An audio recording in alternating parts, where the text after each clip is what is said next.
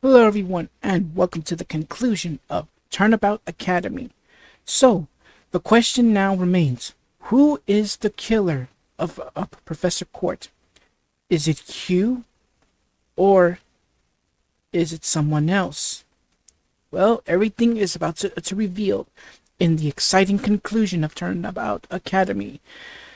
Ooh, this this this was really crazy right here.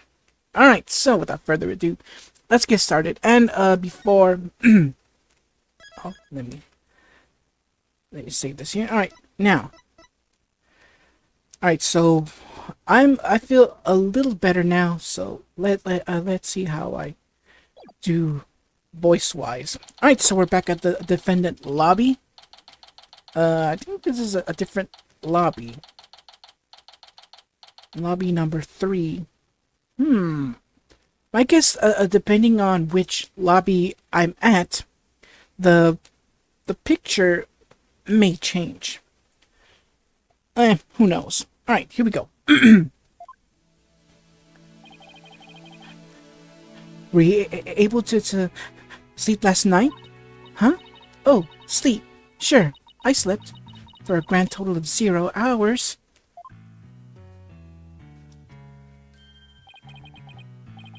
Guten Morgen, you two. You look like you're ready to put on a real show. But before you do, I have a good luck gift for you. The voice print analysis came back, and the results couldn't be more clear. The voice in the mock trial video and the tape recording are one and the same. In other words, the recording's fabrication. Alright, so we get our updated evidence, the tape recorder. The voice on the tape says, "You're a goner," just like in Junie's script. It's been identified as a fake. Alright. The lab is continuing their study of the tape, so far they found signs of overdubbing, but it's going to take a bit longer to recover the audio that was erased. What the heck? Who's there? Wait! Do you see who it was? No, I got a quick look, but they got away. I think it might have been Hugh. I bet he was eavesdropping. Nah, it couldn't be. Scuttlebutt? Seriously? Yeah, I know. I should call her Miriam, but I will call you Scuttlebutt. I wonder. Oh my goodness. I wonder if he saw our hand. Oh, I'm sure he wasn't the only one just now. I bet Robin and Box Girl were listening in too. I will make sure that they don't make a run for it. That is my final gift to you. Okay, all that's left now is to reach out to the other truth. Wait a minute.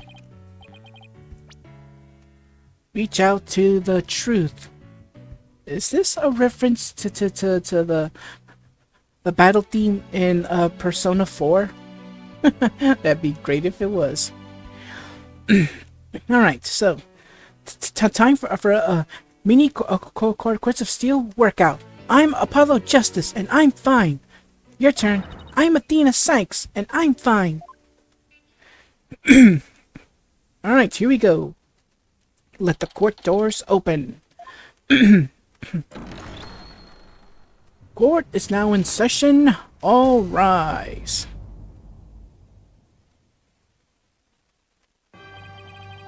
Where's the gavel? Seriously, Judge, where is the gavel? Why didn't we hear no gavel? Oh my goodness, this is what, the second time that's happened? There better not be a third, Judge. Or else.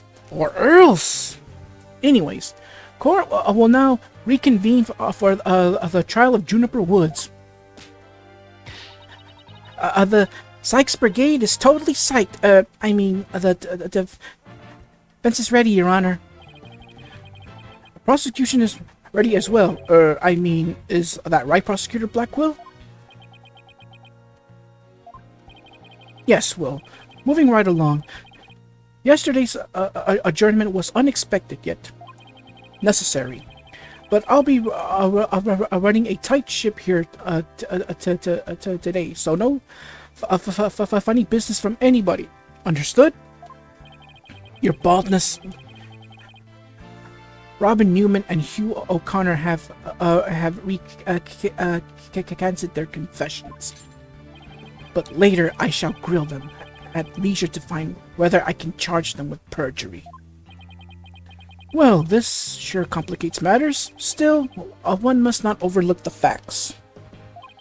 Now, about the school camera photo that was submitted yesterday. A pity. But that evidence is no longer relevant to this case. The art room clock runs fast. It cannot function as an accurate measure of time. As for the bungling detective who overlooked that, he is paying for his failure as we speak. Poor Detective Fulbright. I hope he returns to work with all his body parts intact. But if that's the case, then what will we... The accused is the sole person who could have moved the body from art room to stage, and I mean to prove it here this day. Oh my goodness, what is wrong with my throat? It's just like Detective Fulbright said, but what else does he have up his sleeve? My understanding of this heinous crime is thus. The murder took place near the other center of the art room, as evidenced by the bloodstain. Blood was also found on some pottery next to the window over the maintenance room, which is to say the body was carried over to that very window. From there, it was dropped down to the maintenance area below, and though there was a nary scratch to the body aside from the fatal wound. That, too, was, per the script, a high jump mat was employed to cushion the fall. Then, a ball cart was used to haul the body over to the stage. That's not very clever. I mean, it's the same exact body moving schemes as the script. Anyone could have moved the body that way.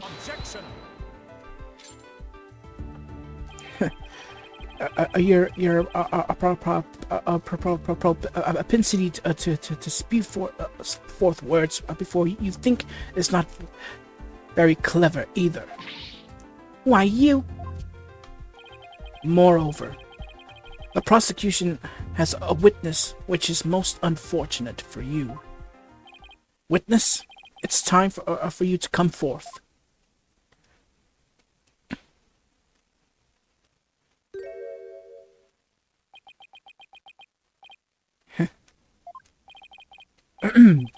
Well then, will the witness please state his name and occupation? Hugh O'Conner. I'm a senior at Themis Legal Academy, and I'm studying to be a lawyer. Yesterday, I told that lawyer there that I would testify to the truth, so I intend to cooperate in today's trials. Happy now, Miss Sykes? What's he up to now? The court appreciates your cooperation, Mr. O'Conner. Now, your testimony, please. All right, here we go. Testimony number 1. What O'Conner saw. The lecture hall was packed before the mock trial, but the rest of the campus was empty. That's when I saw Juniper dragged a large mat from behind the stage. I was watching her from a vantage point between the stage and the maintenance area. She was heading towards me, so I assumed she was on her way to the maintenance area. But I didn't have time to stand around and see what she did after that. Really, huh? You don't say. The real truth hurts so much, doesn't it, Miss Sykes? Or maybe you thought I was going to bring up something else entirely against your client. Never a snappy comeback when I need one. He's coming straight at us today, using any means possible to protect other students who had to climb up high when setting up the stage. A mat was brought over to the stage from the storehouse. Our client is the student council president. What's wrong with her taking it upon herself to put that mat away after they used it? Objection. Oh, there is plenty wrong. There is but one mat in the entire school that could cushion a fall from such lofty heights. Ergo, the mat in question was indispensable to moving the body. It sucks being the last to know everything. I think I get it now. The drag marks we saw behind the stage were made by the mat. If the only mat of that thickness was where the body is assumed to have been dropped, it would be hard to deny a possible link to this case. We're off to a bad start again. You okay, Athena? It's game on, Hugh. Game on. I'm gonna turn your arrogant perfect score grin into a teary-eyed frown of failure. Alright, here we go. Something caught my eye. Let's see, the lecture hall was packed before the mock. No, not that one. When I saw Juniper dragging a large mat from the body behind the stage, I was watching her from a vantage point between the stage and maintenance area.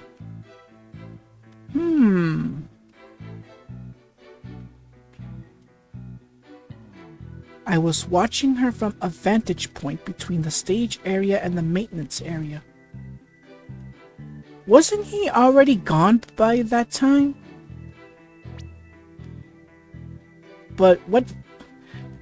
However, what vantage point is he talking about? Because if you look at these pictures here, have a look-see. There's no background at all. Because normally that scene would already be on the ground. And that way no one would see the victim being taken down towards that mat. Or maybe that fence could be the answer. We'll see though. But still, let's present these pictures. Objection! So you saw the back of the stage from between the stage and the maintenance area? Well, let's take a look at this photo taken by Miss Scuttlebutt, shall we? This photo shows the students setting up the stage the day before the mock trial. Do you see the big construction scene to the right of the stage in the background here? Why, yes. In fact, there were a bunch of those next to my house until a few days ago, too. It was so noisy behind there, but I couldn't take a peek. Oh, how it piqued my interest. Exactly, Your Honor. You cannot see past such screens. That is their purpose. Now, let's see. How exactly is that screen positioned again? Aha! Since it was to the right of the stage, it should be right here. And from this vantage point, the witness claims to have seen our client behind the stage backdrop.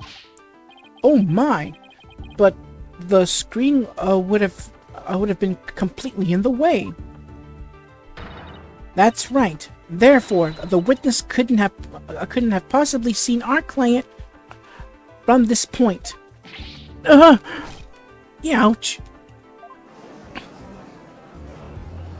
You got some explaining to do, young man. Order! Order! Mr. O'Conner, have you been lying to this court? The screen... Right. It must have slipped my mind. What? Are you telling me you, Mr. Genius, forgot something as literally big as that? There are two kinds of memory lapses. The normal kind you mouth breathers have, and the genius level lapses of memory that people like me have. Why don't you just admit that it was a normal, everyday brain fart already? Will the witness now please restate what he remembers, minus the lapse of memory? That's easy. I was on the other side of the screen.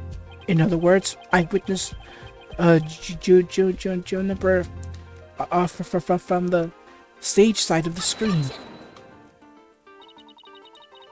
You are testifying that our client was behind the stage? But need I remind this court, the back of the stage is not visible from the front. To actually see our client behind the stage from the stage side of the screen, the witness himself would have also have to be in the same area behind the stage. But in that case, our client would have definitely seen Mr. O'Conner. Ouch! I think we're getting somewhere. Nice one, Athena. Keep it up. Objection. Oh, now what? All right, Golden Boy. Is this not your chance? Telling the truth will be like a weight lifted from your chest. The truth? What truth? The fact that Golden Boy here was where he initially stated. That is to say, he was between the maintenance area and the stage. But then the screen would have blocked his view of... Objection! On the ground, yes. His view would have been blocked indeed. But consider how smoke always wants to rise up high. Athena, look at the photo again. Do you think something on the other side of the screen, something high enough to see the stage? No way! This crane right here. But I don't remember seeing a crane there on the day of the mock trial. Me neither. It's probably safe to assume it was moved before you found the body. That's far enough, Prosecutor Blackwell. Remember, you promised. I recall making no such promise. It was you who came blubbering to me about keeping quiet in exchange for information. What's all this about a promise? Is this about whatever Blackwell is using against him? And what's it got to do with going into the crane? Golden Boy did not go up in that crane for fun. He was working part-time as a crane operator within school grounds. What?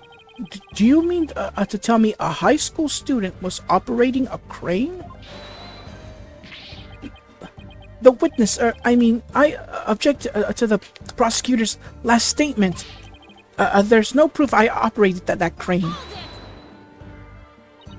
Actually, there just might be something that proves you did. What? If this whole part-time job thing is true, I doubt it would be limited to a single day. You were probably working at the same site the previous day too. Isn't this what you're thinking of, Athena? Yep. As the court can see, this photo captured the crane's operator. And if you look carefully, he bears a definite resemblance to Mr. O'Conner. Are you serious? This is ridiculous. How very interesting. Let's ascertain whether this is ridiculous, as the witness maintains. The defense agrees with the prosecution. Let's bring the facts to light. That's all very well and good, but just how do you propose to do that? The person in this photo has one really distinguishing feature. I'm not 100% sure, but it's at least worth a try. We can clearly identify the person in this photo as the witness by examining the neck. Well, his neck, actually. The figure in this photo is wearing a very unique object around his neck. Why, yes. You can see it there. But then, are you saying you mean to Mr. O'Connor's neck is almost entirely concealed by his tall collar? But that's exactly why I believe this warrants further examination. No, not a chance. That would be a blatant violation of my privacy. You are a disgrace of a man. Now start unbuttoning that collar before I hack it off. Yeah. What's the big deal? Now, let's see your neck. Do it. Guess I have no choice.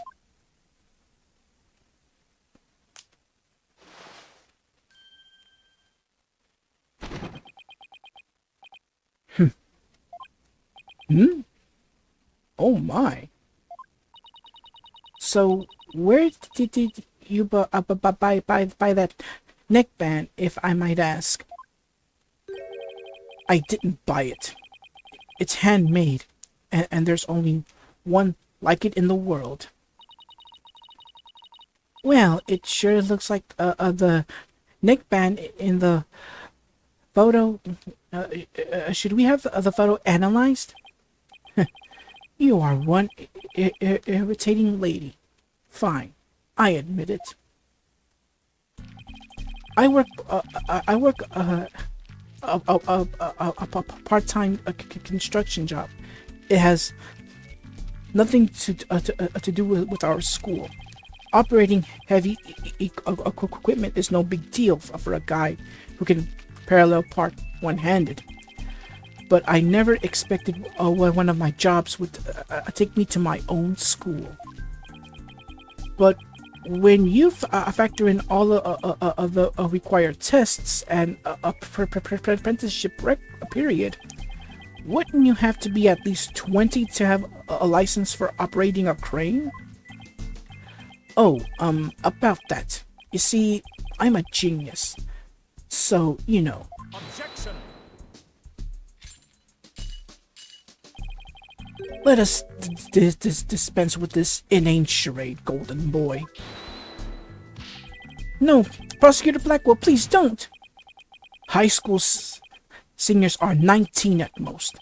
Thus, they fail to complete the requirements. But that does not apply to you, does it, Mr. O'Connor? Why doesn't it apply? He's a senior, so he's around that age, right? No, don't, please!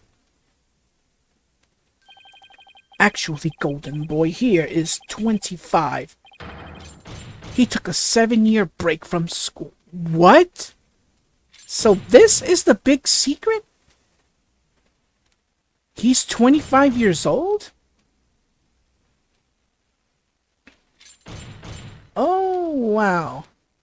I thought the whole bribery thing was the big secret. Alright, Blackwell, we get the point. Wait, come again? Okay, so we have discovered two things. One, Robin Newman, whom we thought was a boy, turned out to be a girl. Hugh O'Conner, we thought he was a senior. We thought he was 18 years old, but it's revealed that he's actually 25. Oh, wow. Well, I mean, if this is a preps... never mind. Take take a gander at the official school enrollment documentation. 'Tis all right there. Ouch. 25? You mean he's older than me? A 25-year-old high school student? Well, I'd say it's both common and uncommon. A 7-year break. 7 years. I've just one thing to say. There are two kinds of 7-year breaks. The ordinary kind you mouth breathers take. And the genius kind people like me take. But a genius would quickly become mature for a 7-year break. I think you have that backwards, Athena. Even geniuses make mistakes. I just happened to make mine only 7 years in a row. Only Hugh could get away with using only like that. Enough of this jibber jabber. Suffice to say, this witness was up in the crane when he saw the accused dragging the mat. The accused readied all she needed to move the body immediately prior to doing so. That much is clear. I see no need to deliberate the matter further. Considering that the body was moved in the same manner as in the script, I find Prosecutor Blackwell's claim to be quite persuasive. Does the defense care to dissuade me? As long as a mat was used to move the body, Junie's going to be under suspicion. Athena, I just thought of something. What was Hugh doing in the crane right before the mock trial? He couldn't have been on the job at the time. I mean, he was waiting for the trial to start. Yeah, why was he in the crane? Wait, you don't think... Your Honor? Yes, Miss Sykes? I got it. I've got an amazing idea that would turn the prosecution's claim on its head. A little conjecture has never stopped us before. Interesting. Mr. O'Connor, you were using the crane to...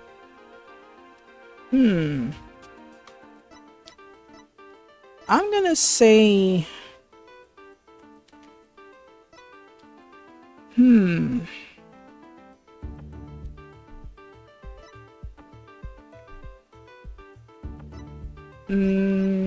the body? The body was just like it was in the script, so it must have been moved like in the script too. At least that's what the prosecution believes. How simplistic, even foolish. Those are pretty strong words, Athena. You sure about this? The witness is a licensed crane operator, so yeah, sorry, I missed that. I missed the part. Objection. Hold on. So he could have used it to move the body. All right, and then Blackwell says objection. Okay. Well, Golden Boy, care to chime in? I intend to say no more on the matter. Say that this does not bode well for you. Wait, he's on my side this time? Or is this another trap? Watch this. I can use a bow and arrow one-handed. Wow, that's a crazy level of dexterity. I can even drive a crane with one hand. That's easy. But operating the crane itself is so complex. It requires both hands. Now, I would like to have the court look at this. Ooh. Oh, please tell me that's a ketchup stain. You wish. My hand was injured and required surgery. That's the reason I kept my hand in my pocket all this time. I have already verified this with the hospital of treatment. Quite a nasty wound, they say. So, how did you hurt it? I see no discuss to that. It has no relevance to this case. Two hands are required to operate complex machinery, such as a crane. Ergo, on the day of the mock trial, the witness was incapable of moving the body by crane. Now I'm the fool? I plan on moving the crane that night, before the mock trial, but then I got injured. Wanting to keep my part-time job a secret, I had to do it just before the mock trial instead.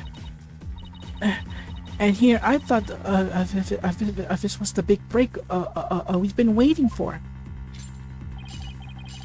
Now that the events' sophistry is laid bare, I would have the court recall my claim. The body was dropped out of a third-floor window to a mat near the maintenance area. Then a ball cart was used to move it to the stage. See, I've been paying attention. Well done, your baldness. Now consider this: the accused was sighted dragging the mat. Ergo, it was she who moved the body. Really, you don't say, huh? Well, I think you were on the right track, Athena. You do? Yeah. Juniper remains the prime suspect if we assume the body was moved per her script. So, as the defense, you have to figure out how else the body could have been moved. But oh, is he telling me to think of another way besides the crane? Miss Sykes, if you have a counter argument, this court would love to hear it. And if you don't, it is time for the verdict. Isn't that correct, your baldness? Objection! No, not yet. All I have to do is show that the body wasn't moved like it was in the script, right? Well, that would show that the man had nothing to do with this case. There is a sword of great renown that cuts down sophistic lawyers. Its name is evidence. Tch, you don't scare me. Force a smile, Athena. You can do it. What's wrong with your face, Athena? It's a weird mix of terror and creepy grin. Just focus on how the body could have moved without being dropped. Oh, a crane was involved. But what if it wasn't electrical? How could anyone lower it without dropping it? It's not like it could fly. Or maybe it could. After all, there is a way to zip between the art room and the stage.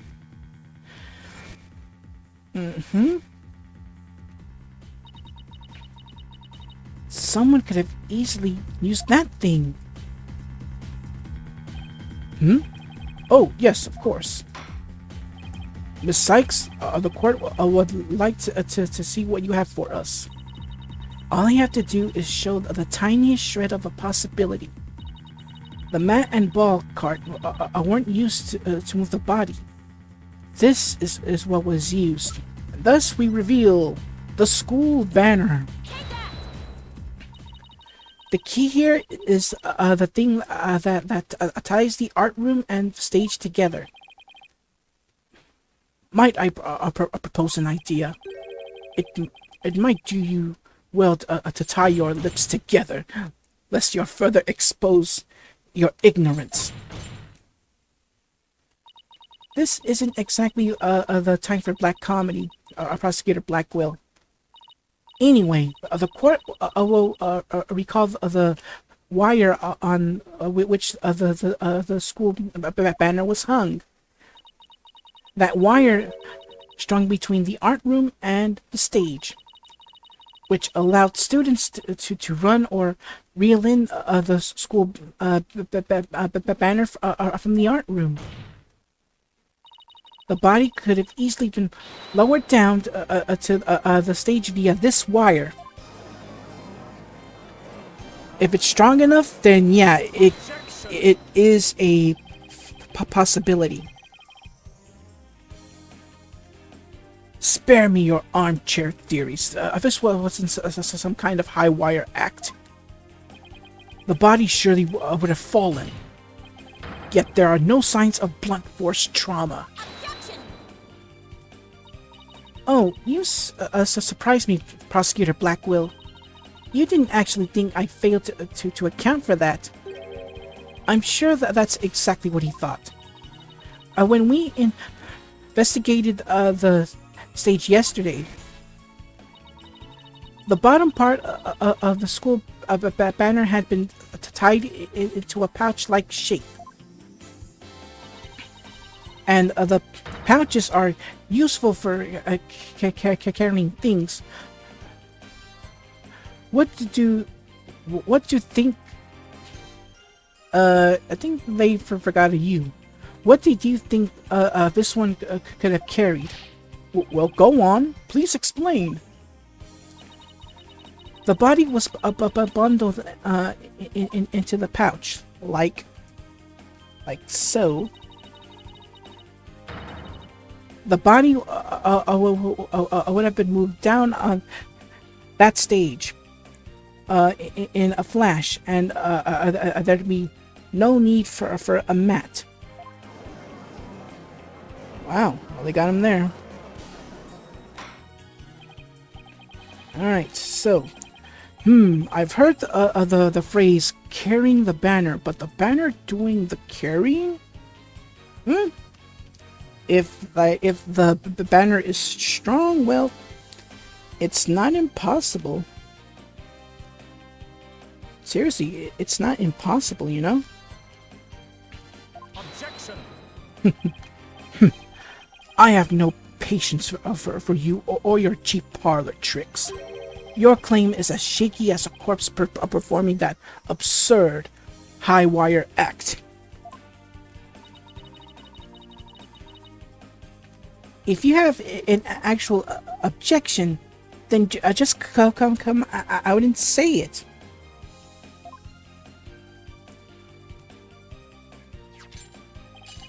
I trust you recall the bloodstains left on the art room pottery. If the wire had been used to move the body, it would have to be via the window above the quad, the one with the winch. However, the bloodstained pottery was next to the window above the maintenance area. Ergo, the wire and banner had not at all to do with this case. Oh, the bloodstained pottery? I remember that. This doesn't look good. We'll be back to the mat theory if you don't do something. Well, Miss Sykes, I hope you have something better than this, than a circus act. Oh boy. If my wire theory is true, then that blood on the pottery must not have been, well, not the victim's blood. It could have been someone else, because keep in mind, there is another person who's bleeding right now. And you know who that is. Maybe it's not the victim's blood. Did the police check to see from whom the blood on the pottery came from? Shame on you, Sykes Dono. Have a little more respect for the constabulary.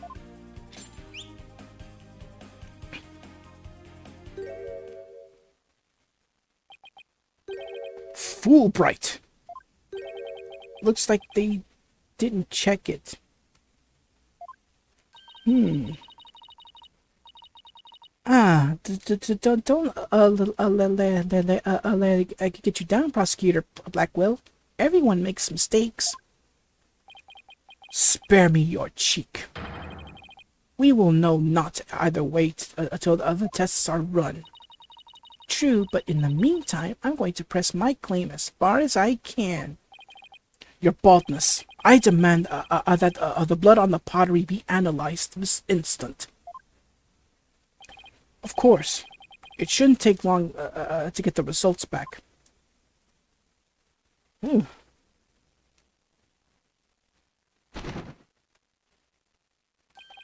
Oh my, that was quick. Indeed it was. It was very quick.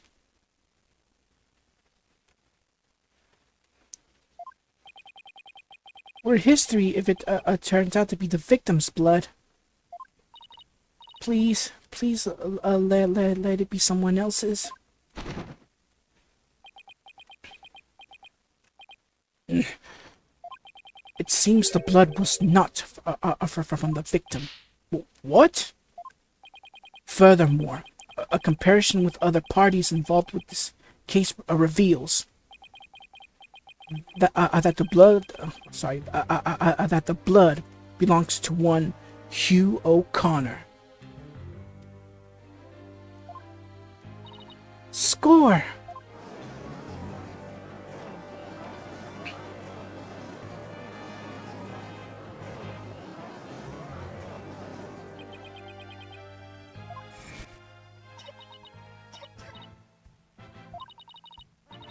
Don't worry, Junie. Just try to relax.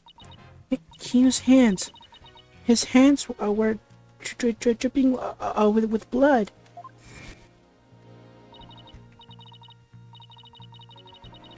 Your Honor, as we saw earlier, the witness's left hand had suffered a serious injury. He sustained the wound in a struggle with the victim, and his blood got on the pottery. Then Junie saw his blood-stained hands as they passed each other in the first floor, via an anime cutscene. It's the only explanation that covers everything. Objection! There is but one way to turn aside her blade, but do not cast the blame on me. Your grudge is with Sykes Donald, for it is she who forces me to expose your secret. Fine, whatever. Wow, how much dirt does he have on Hugh? Oh, this is new. Wait a minute, isn't that used envelope? Well, the envelope that had the word used on it?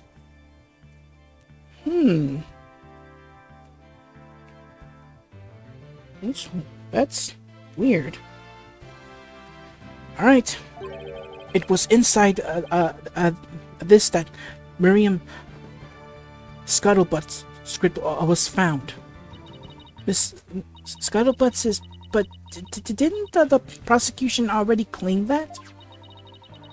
This envelope is the one that contained her script? Circumstances have changed. You see, Golden Boy had hidden this from us all.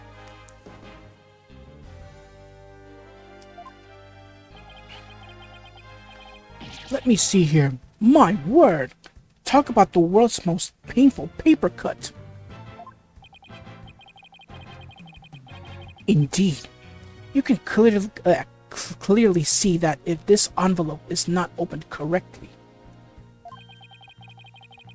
a powerful spring-loaded blade will shoot forth, leaving a gash upon the hand.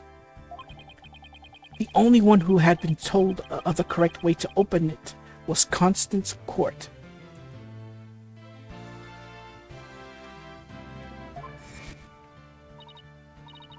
You really want to see my script that bad? Well, you better watch out. Read it without my permission, and you'll wish you hadn't. But Hugh was the one that attempted to open it. And, well, we all know what happened there. That big wound on his left hand. That is painful. I mean, really, really painful here. Yikes. Miriam wasn't kidding when she said that. The blood on the blade is the witnesses. Our genius here tried to sneak a peek at the wrong script and paid for his foolishness. Ouch! This guy's the worst genius I've ever seen. So don't worry, Athena. The wound isn't that deep. We've still got the wire theory. Yeah, I've got it. Since the blood by the window overlooking the maintenance area isn't the victim's, there's no longer any basis for denying the body was moved using the wire and banner. Therefore, the defense once again asserts just that.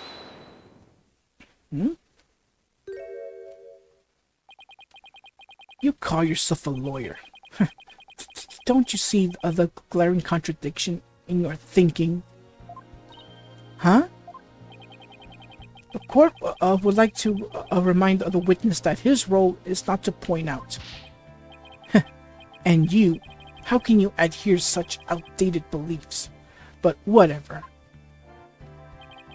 It seems you've forgotten the two statues that were on stage directly below the wire. A body sent sliding down that wire would have crashed into them. I care to explain that away? Why, I believe he's right. The statues and the wire are extremely close together. So the body would have collided with the statues? What if they did collide? Wait! That's it!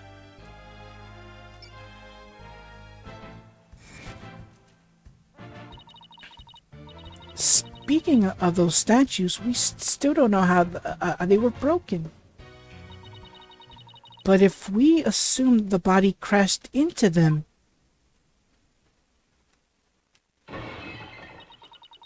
that would also explain the loud sound we heard while we were in the waiting room. Oh, now that you mention it, you and Mr. Wright went out to the stage after you heard that sound, correct? Objection! Interesting. How very interesting. But may I ask you just one question? When was it that you heard said sound? It was a little after the mock trial had started. Mr. Wright and I were practically bored to tears there in the waiting room when... Precisely. If that sound you heard did happen while the body was being moved, that would place it during the mock trial. Which means the body wouldn't have been there before the mock trial started. I just saw like a lot of sweat coming down from Hugh's face. You see, right before the mock trial started, I saw the body. He said he saw the body before the mock trial. If so, then my claim that the body was moved during the mock trial doesn't hold water. Stupid contradiction. It's going to get me and our case killed. The focus was on just 3 suspects because the body was moved before the mock trial. That has been the major premise thus far. Your assertion, therefore, contradicts the very foundation of this case. Objection. Both sides still lack incontrovertible evidence. So, should we not also treat Golden Boy's testimony with some level of suspicion? Good point. Prosecutor Blackwell is on our side. I bet he figured out the truth behind this case. Well, great, as long as he's not up to something else. If the statues really were broken when the body hit them, then Hugh's statement about seeing the body before the mock trial is a big fat lie. Okay, Mr. O'Connor, let's get to the bottom of this contradiction about when you saw the body. Look me straight in the eye and repeat your statement to me. Like I said before, before the mock trial, the body was, I shall only say this once, Golden Boy. You had better tell the truth and do it now. That is, if your head wish to enjoy the continued companionship of your body. Yikes! Ouch. Now, out with it. Did you truly witness the body? Or were you just lying about it? Well, which is it?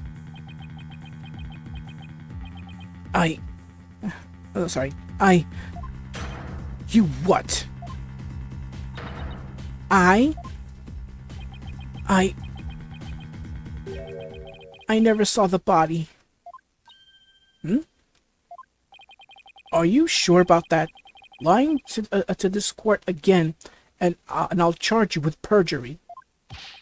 There was no body on that stage. I've been lying about that this whole time.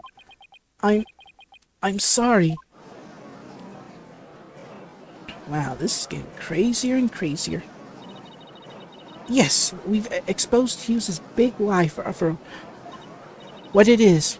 But why would he lie about this to begin with? Order! Oof. The base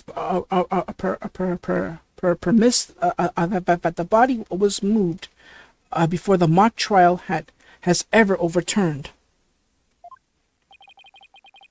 I imagine that this has an impact on both the defense and the prosecution.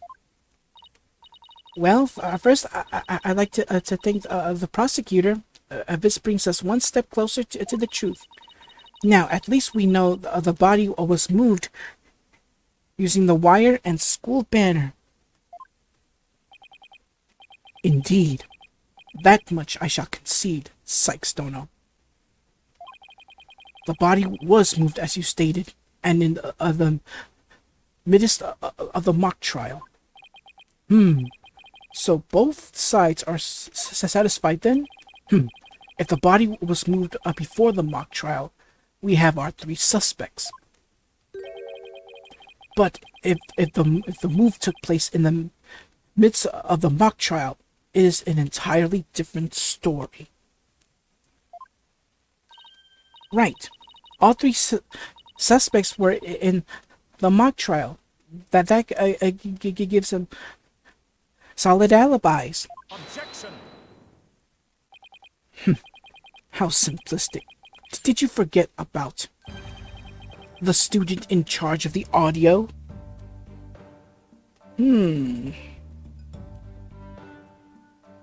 Yep. Keep in mind, if I recall from what Robin said, that Junie was also in charge of the audio. I think that's how it went. Okay, let's continue on. Amidst the mock trial, she was the one soul who could leave and re-enter the lecture hall. What's this? Who is this a person in charge of the audio? Oh no, how could I forget? It was... Hey, what's the deal here? Why is Junie so large in this shot? Juniper was also in charge of the audio. When she wasn't in the trial, she was in the audio control room dealing with the music. Indeed, the one who could enter the art room and miss the mock trial to move the body was none other than the accused, Juniper Woods, for she was in charge of the audio. No! Oh boy. Why yes, I see. That does make perfect sense. This can't be happening. Instead of exposing Hugh's crime, Junie's in even deeper. No matter how you slice it, we're cooked. And here, I thought Prosecutor Blackwell was on our side, at least on this issue. The Twisted Samurai strikes again. Twisted? It's more like dirty rotten. Your baldness. It is time to put an end to this farce. The prosecution has presented a quite convincing case. But the defense has one last chance to voice any remaining objections. Well, Miss Sykes? Wait a minute. Voice.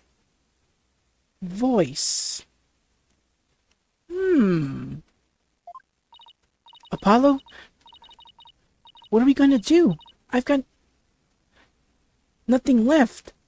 Nothing. Nada. Niente. I've been trying to think of something, but I'm drawing a big blank here too. Poor Junie. Unless we figure out something, she'll be... Objection. Well, I object to...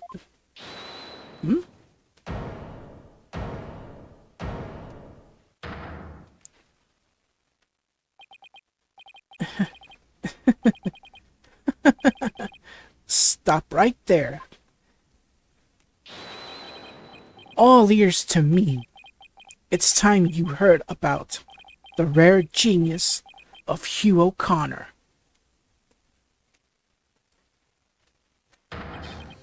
Listen, and you will hear the secret behind my perfect crime. Perfect? Crime?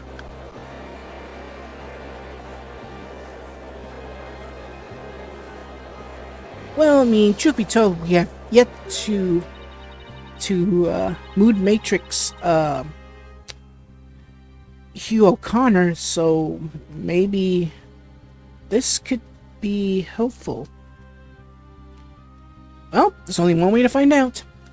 Wait, this is some serious deja vu. Didn't we just go through something like this yesterday? Yes, we did. This had better not be another one of his enraging traps.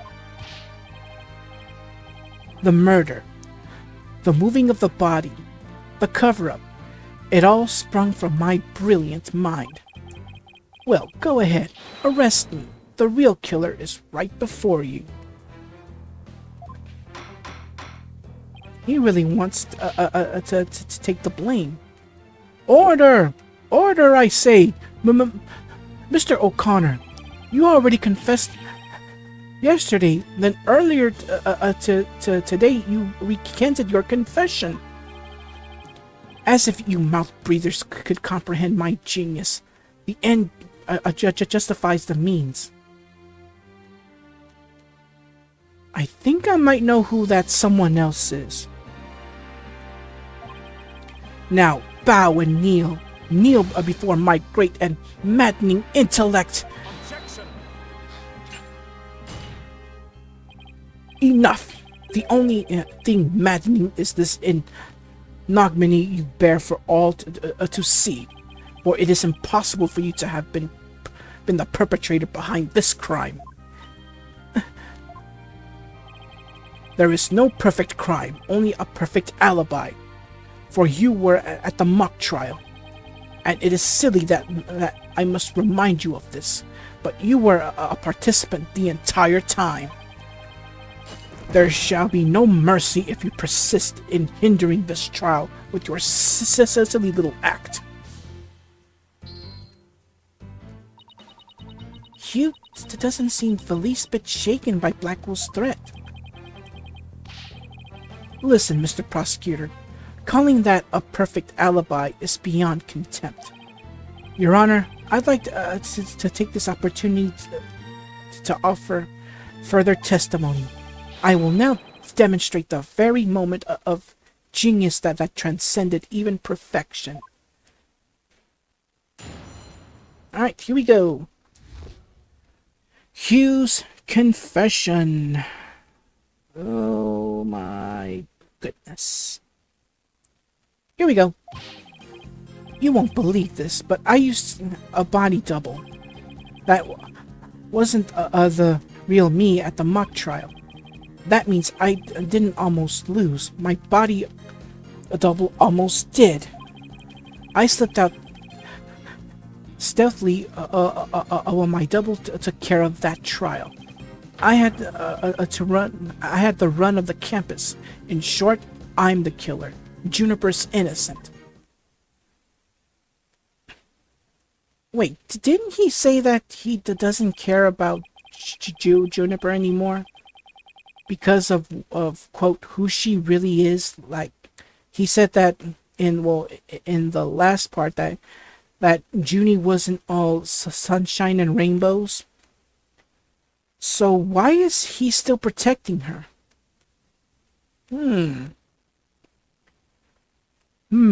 I have a question, and I was hoping the defense and prosecution might help answer.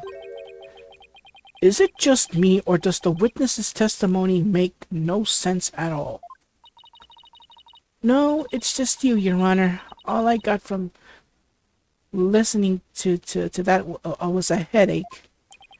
Yeah, that was just plain weird, especially the whole thing about a body double. Well, I'm relieved it's not just me. And the prosecution? Your baldness summon an ambulance this instant. The witness is stark, raving mad. Yes, I think that would be for the best. Now then, let's pretend that never happened and move on to my verdict. You people don't believe me? It's not a matter of not believing you, it's more along the lines of questioning your sanity. Girl, use your mood matrix already. You know how did Discord his voices. We've already figured out Junie's discorded voice and Robin's as well. All that's left is Hugh. So we should just figure out what the real truth behind his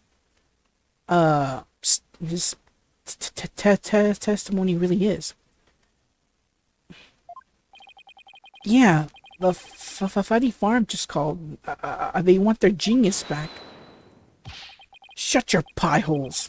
The intellect of a genius transcends even logic. Besides, don't you guys have that weird device for testimony like this? Objection!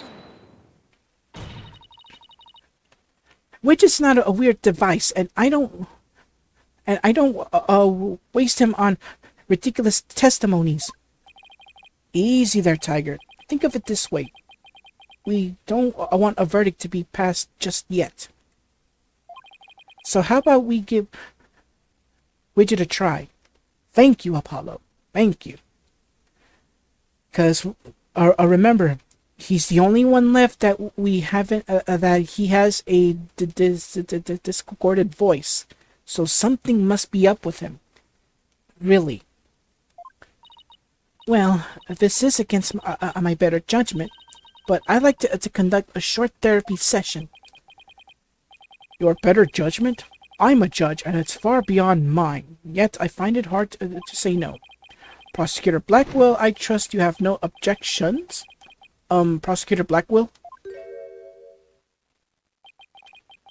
The prosecutor said, rubbish. We will be out on a stroll, then left with Detective Fulbright. How does he get away with stuff like that? Then I'll interpret as meaning he has no explicit objections.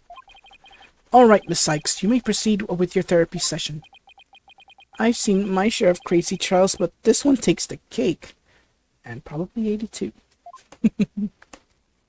All right, Mood Matrix, activate.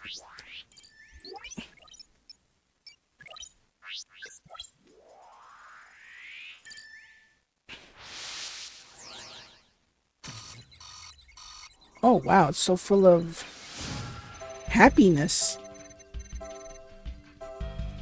Wow, that is very, very creepy. That is a very creepy mask. But who's the one wearing it though? That I want to know. You won't believe this, but I used a body double. That wasn't the real me at the mock trial. That means I didn't almost lose.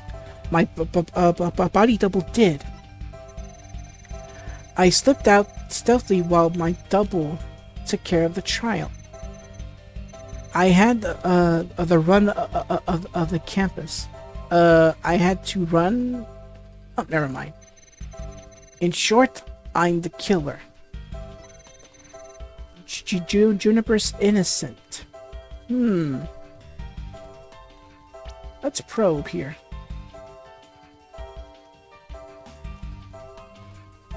Let's see. There's Court. There's O'Conner. So Juniper's innocent, huh? What causes happiness?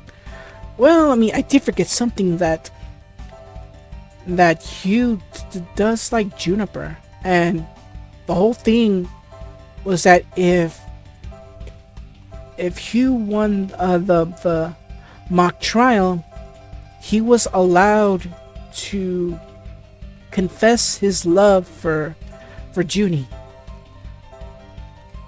Let's probe it. Mr. O'Conner? Yesterday, you said that you didn't really care about Miss Woods anymore. I already told Juniper, so I might as well tell you. I don't really care about her anymore. What? Why? Yeah, well, Juniper reported my secret to Professor Court. His secret? Oh. The bribe. She wanted nothing to do with me because I had disappointed her. That's why I don't care about her anymore. I was never trying to protect her. My confession was always about one thing, and one thing only: the truth. Objection! Mr. O'Conner, you feel great happiness in the fact that you might help set Miss Woods free. So much so that it overshadowed all of your other emotions. What are you... I can hear clearly now, Mr. O'Conner. The discord you've been trying to suppress. People don't normally feel like you do when you confess. So Hugh was So Hugh really was trying to protect Juniper. Yes, I'm sure of it. Hugh's feelings for her are the real deal. Alright, it went down 10%. But that means his confession. Well, his confession is finally figured out the obvious, have we?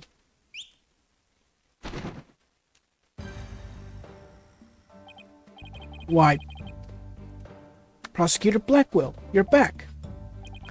The confession was naught but lies, save for the part about being in the mock trial. Oh, excuse me 1 second, I'll be right back. It is getting a bit, hot in here. Okay, I'm back. Sorry about that. Like, it was getting like a bit hot in the room, so. I mean, even though it's September, the fall season hasn't started yet. And to make it even worse, this coming weekend, oh my goodness, we will be in the 90s, temperature-wise. Even a possible triple digits, but who knows? We'll see what happens. It's gonna get very, very hot. Because I think we still got like a week left, a week or two before the fall season or autumn season actually starts.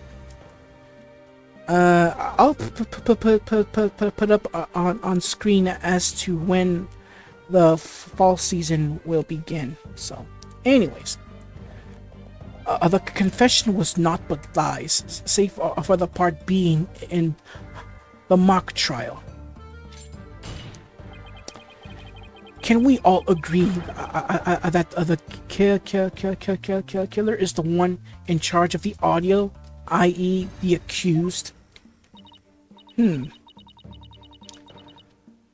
Why couldn't you have taken a longer stroll? Yeah, I wonder about that. No, you haven't unraveled the genius of my body double trick. You can't be serious. Do you expect us to believe you had a body double? Yes, I do. But if you think I didn't, then prove it, huh?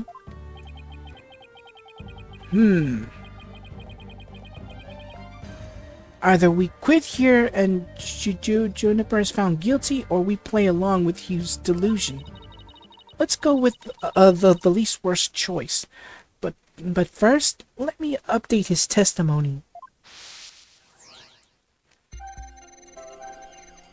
Alright, so let's go to the updated part of the testimony here. No, not this one. No, not this one. No, not this one. Nope.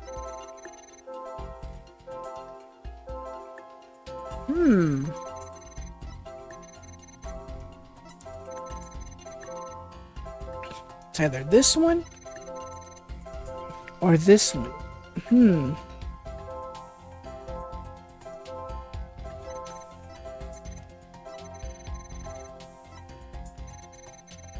Oh, wait a minute. That means I didn't almost lose. My body double did. There's no emotion.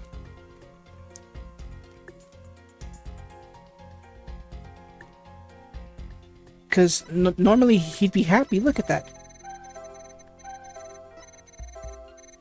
But in this one, there's no emotion at all. Like, he's not happy.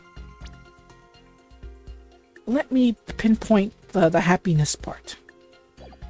Oops. Pinpoint. Boom. I didn't almost lose, you say. Very odd. You exhibited happiness the entire time, except during this statement. You don't know when to give up. Wait, now that I think about it... No, don't. Stop making stuff up. When I left the lecture hall, it was during Professor Means' pre-trial speech. That's when I moved the body. Then I slipped back in just before the verdict. So you're saying you were there the moment your double was about to lose? Yes, I was. Naturally, I wasn't happy when I saw that. In any case, I was at the far end of the lecture hall, behind the screen. Wait, screen or scene? I think I mispronounced that. Screen. Screen. Screen, screen, screen. Alright. I figured no one would see me if I came and went through the doors. Sykes don't know. How much longer will you indulge him in this charade? Well, it's true that none in the audience might see him go through either of these doors. The faculty seats on the balconies are a different story, and have a splendid view. I thought you could do better than that. The lawyer's bench on the right side, when facing the front of the hall. I used the door on the right side near the lawyer's bench. That means my movements were only visible to someone to the left balcony seat, but that seat was empty at the time, which is only natural. After all, it belonged to Professor Court, and as we all know, she was already dead by then. That can't be right. An empty balcony seat on the left side contradicts this piece of evidence. Let's present the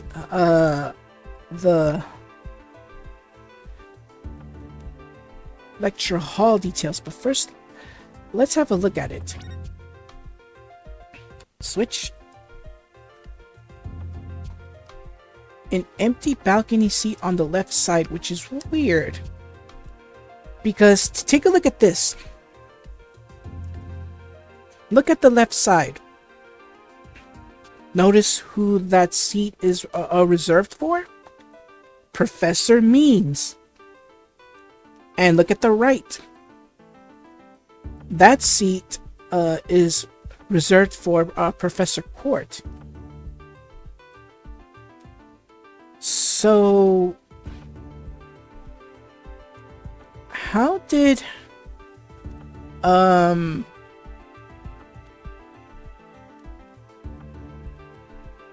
so how should I put this?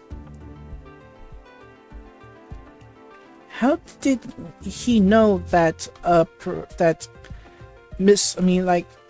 how did he not see that the left seat was meant for Professor Means and the right seat was meant for Professor Court? My guess I guess that Hugh never looked at the diagram.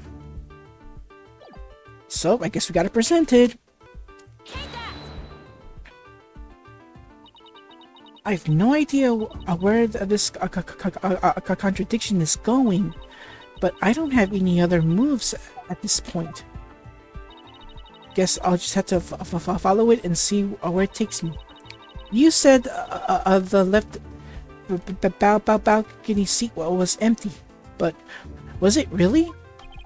I saw it with my own eyes. It was definitely empty. But well, what about this diagram? According to this, Professor Means was supposed to be seated in the left balcony seat. But if you left the lecture hall during his pre-trial speech, he would have been standing there at his seat, addressing the students and faculty. Ah, no, this can't be right. All right, it went down another 10%. You do know, you do no one any favor by exposing of falsities of his confession. I've told plenty of lies so far, but this part is true. I tell you, there was nobody in the left balcony seat. You've got to believe me. It doesn't seem like he's lying this time. Okay, Mr. O'Connor, let's have you testify again, but this time, don't spare any details. You got it. I'll repeat it as many times as you'd like. I mean, my ingenious escape act warrants a repeating, considering I'm the real killer. Ay. All I really care about is whether that seat was empty or not.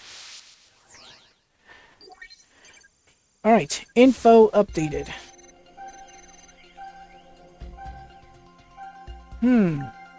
The second floor seat was deserted. Okay.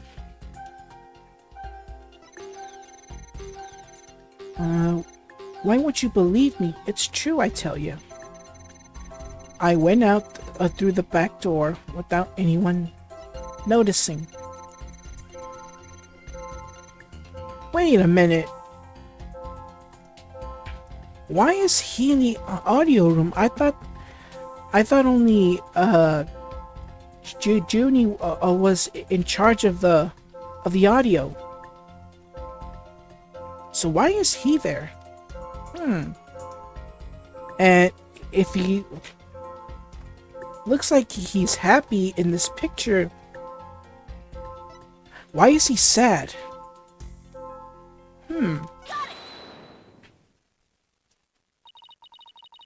I detected powerful sadness and fear right after you said this part. It's as if you said something you shouldn't have. What's wrong with you? You shouldn't reveal a person's inner feelings for all to see. Mr. O'Connor, it's you who is revealing your inner emotions by the way you speak. Plus, I have a good idea about why you're feeling sad. You're a horrible person. Can't you just leave me be? You said that you went through the empty audio control room, but that's not true, is it? There was someone who returned from there once Professor Means finished his speech. And that someone who was in the studio control room was Juniper. As I said, Juniper was also in charge of audio. So he could have seen her there. I know you've realized there was a huge there was a problem with your statement as you were saying it. That's why you felt so uneasy. If the audio control room really was empty, that would mean Miss Woods was roaming around the campus. Mr. O'Connor, if you really want to protect Miss Woods, just tell the truth. If you believe in her, revealing the truth is the same as protecting her. Juniper's innocent. That's the truth. But in this dark age of the law, the truth can be easily twisted to serve anyone's needs. When the end to justify the means, your only choice is to fight back with lies. Hugh's heart won't hold out under this battle between truths and lies. Is there something I can do to make him recant his false testimony? I fear nothing now that I've lost everything. Go ahead, Prosecutor Blackwell. Cut me down if you wish. I thought you'd never ask. With you gone, we may swiftly proceed to a verdict. Yeah! He broke out of his shackles again!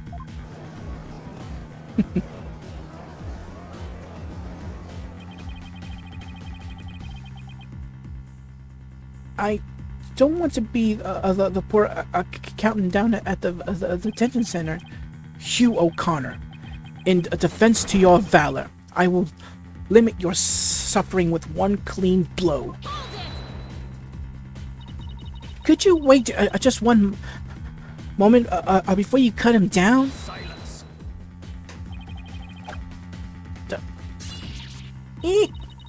What did he say? Silence. Do not come between a samurai and his foe, Sykes Dorno. Then the eek.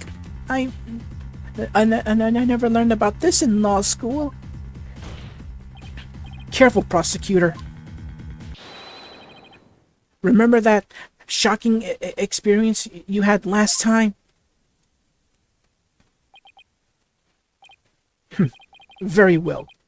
Golden Boy may live. For now. Enough already, Mr. O'Conner. Miss Woods would never want you to protect her this way. She values the friendship between the three of you more than anything. That's where you're wrong. She doesn't feel anything for me now. But what does it matter anymore? I might as well tell you everything. This is no doubt news to you, but I am not and never was a genius. Sorry, but I already knew. Me too. And don't forget me, though in all fairness, it was pretty obvious. I thought he was a genius at first, but the stuff he said was crazy. No need to rub it in. Just shut up and listen. It all started several days ago. I accidentally learned that my parents have been paying good money for my grades. But that's bribery. So the bribery wasn't Hugh's idea?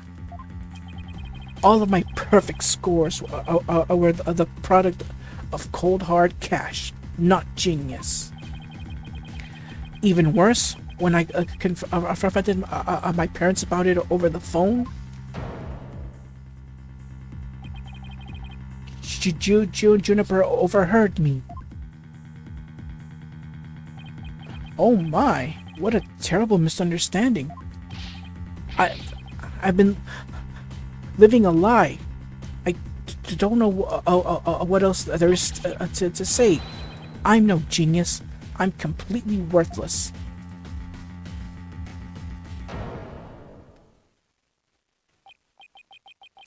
A perfect zero.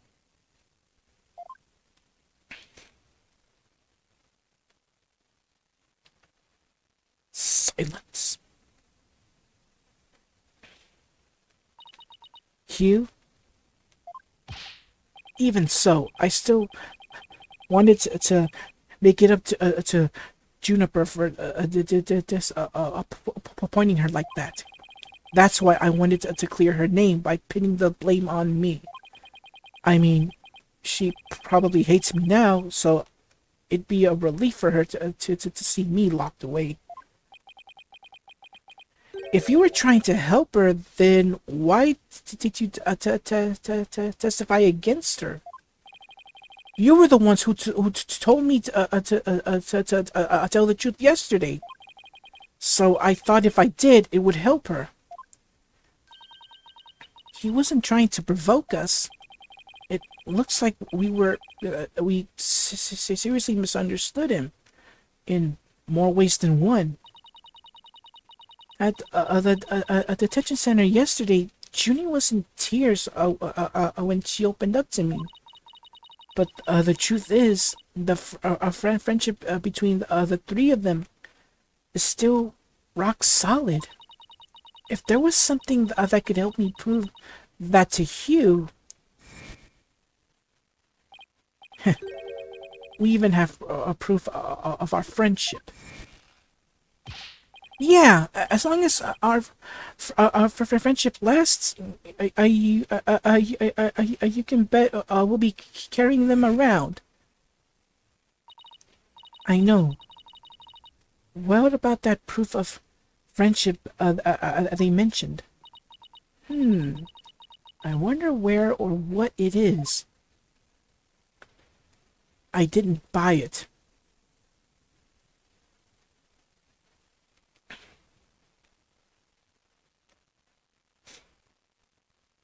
Oh, it's handmade, and there's only one like it in the world.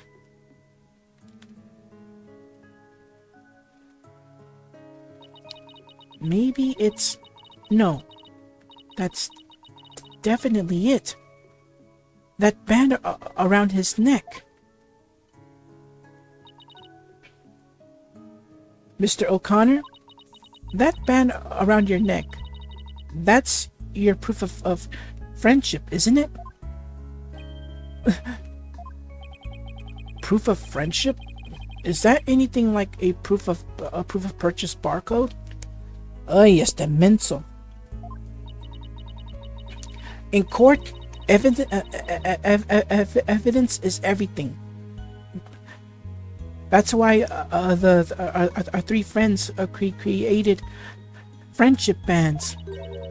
It's the evidence that proves their friendship. Ho, how very interesting and chic. If they have doubts about their friendship, they can look to the proof they have on hand. That's why Mr. O'Connor's hand always goes to his neck when he is pressured. It proves he still has feelings of friendship towards the other two. It doesn't matter if I wear it if those two. But they feel the same way too. I know they wear their friendship bands somewhere. Junie and Robin must both feel the same as Hugh. I just know it. Everything Hugh has said leads me to believe that. In fact, he may have also just told me that the others were their proof of friendship.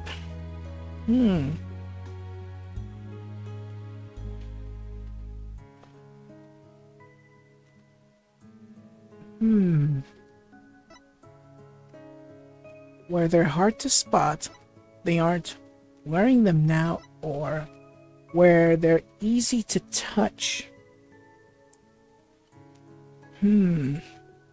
Guess I'm gonna go with where they're easy to touch. All we have to do is think back to their testimonies. Ready?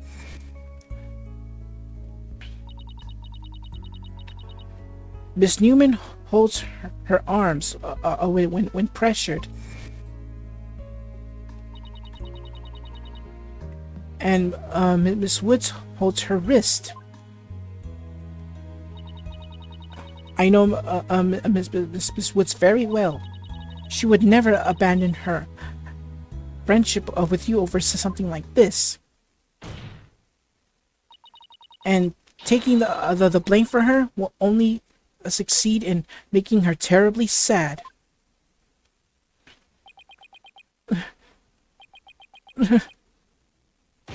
Ah! Ow.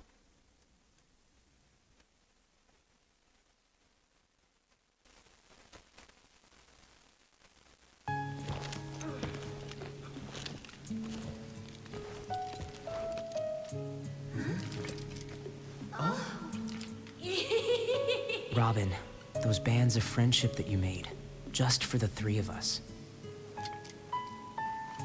You may have forgotten about them, but not me.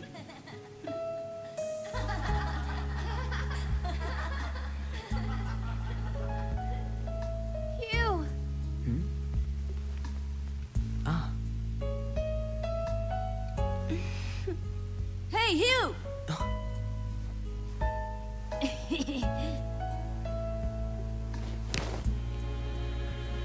And to think, I should have known better than to doubt my best friends.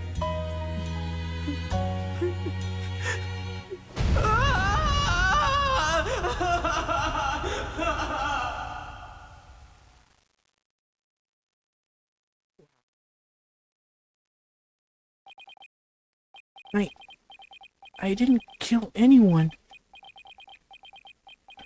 And I didn't have a body double. I didn't move the body. I didn't even see it.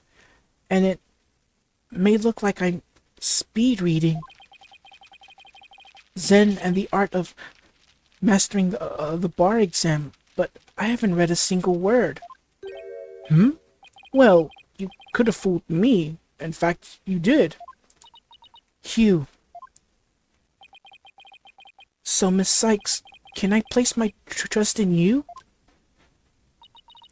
I'm going to save Junie. So yes, you can place your trust in me. Then I am to understand that the witness is recanting his confession? Yes.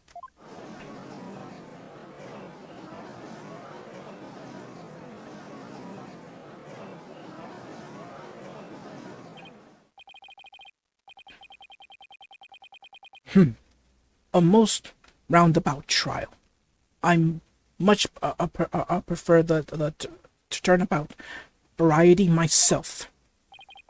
Now we are back to the fact that there was but one suspect who lacked an alibi, which is, in the end, the truth you've been seeking this entire time. So we're back to square one? Now I'm exhausted and depressed. It probably doesn't matter at this point, but I might as well update the mood matrix.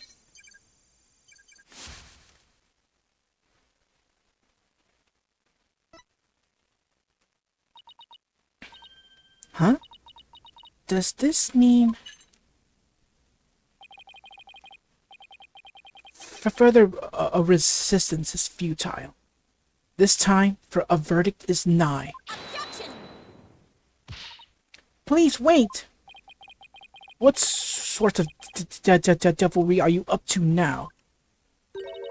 What if our client wasn't the only one without an alibi? The trial would continue, right? Well, yes, I suppose it would. But after such a thorough investigation, does such a person really exist? Yes, we found someone. It may have seemed like a major roundabout, but Mr. O'Connor's testimony has cracked this case. There's no more noise. Hugh's telling the truth now.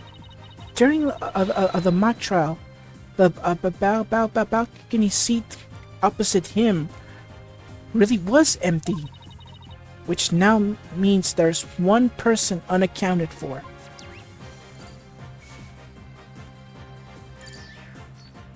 Bye-bye. Now, I had my bad feel, like I've had my suspicions of this person. But the question is now, why? Why would this person do such a thing? Well, let's bring him out. Aristotle means the balcony seat was empty. That is much. That much is true, isn't it, Mr. O'Connor? That's right. How many times do I have to say it? So basically, Professor Means wasn't where he was supposed to be during the mock trial. Silence. Need I remind you, every last soul in the lecture hall heard him deliver his speech. It could have been a recording. I know, and that's not in a dispute here. Now, let me explain how a speech could be given from an empty seat. It was pre-recorded. What if the speech was pre-recorded? That's the only way the speech could have delivered from an empty balcony seat.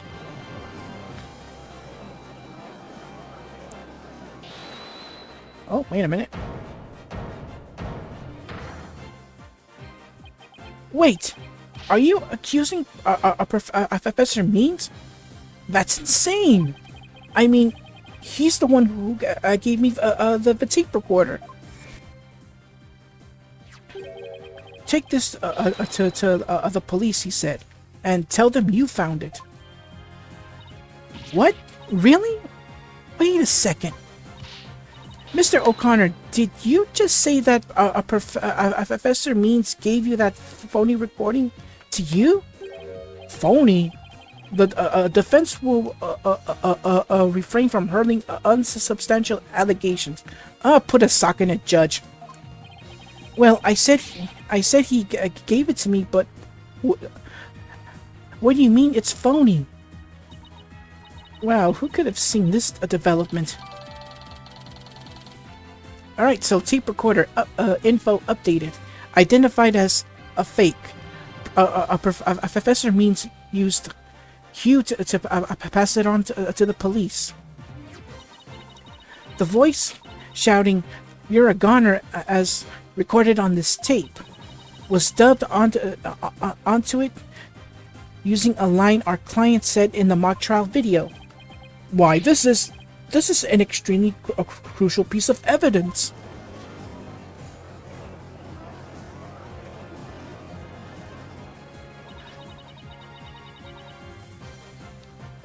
Professor Means gave Hugh the phony tape. If that's really true, then Professor Means has guilt written all over him. Your Honor, the defense moves to call Professor Aristotle Means to the stand. You silence. The seat was never empty. 'Twas but an oversight by over a dullard of a witness. An inmate was formerly a surgeon. Once told me something. He said it's often all too easy to overlook critical symptoms. Well, we're not going to overlook this oversight. If the speech was pre-recorded, the basis for suspecting our client would be shattered. Let's check with Professor Means and see whether the empty seat was a witness oversight. A verdict without first looking into that would be inconceivable. That's enough, both of you. Now, here's my opinion on the matter. While a surgeon overlooking critical symptoms is a problem, a witness's oversight, too, must not be overlooked. Thus, as to the matter of whether Professor Means was or was not in his faculty seat, I believe we must ask the professor himself. I agree. Professor Means should be in here, in the gallery today. Do as you please. Oh, trust me. And the results may shock you. Literally.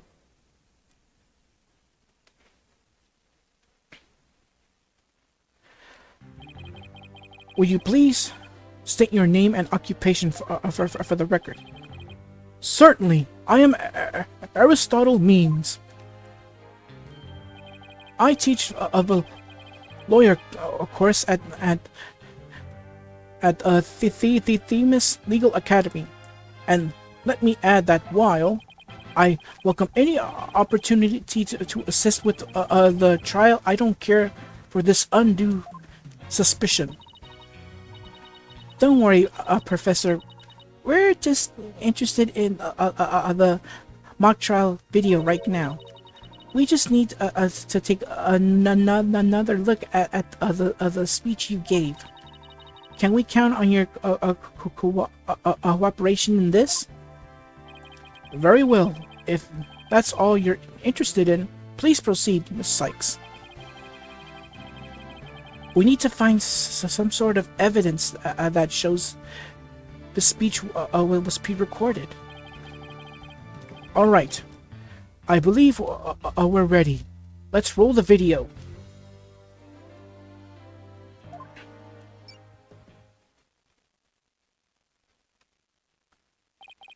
Good afternoon. I would like to start by thanking you for coming here today.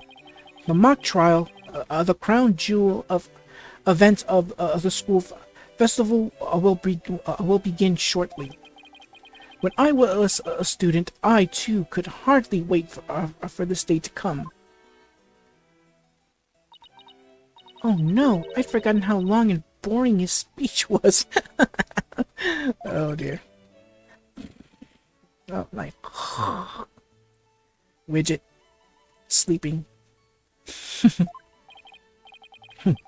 Wake me up once this is over. Hey, no fair. The experiences of our youth have a powerful and profound effect on our adult. Oh, you there. Wake up. Pay attention. Huh? Eek! I'm awake. I'm awake. Isn't that right, Your Honor? Huh? What? I'm awake too. Wide awake, see?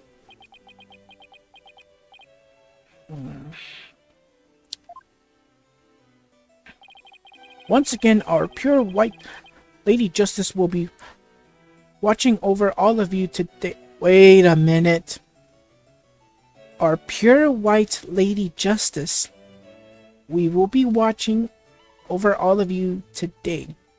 Well, keyword here, our pure white Lady Justice. Well, have a look-see at what we're looking at in the video. Do you notice anything white about the Lady Justice statue? I sure don't see anything white. Oop, I think I hit my volume rocker there. I apologize if you heard any noise. Pay attention and you may make a difference one day.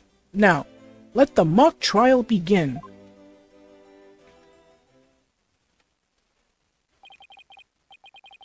That is about it.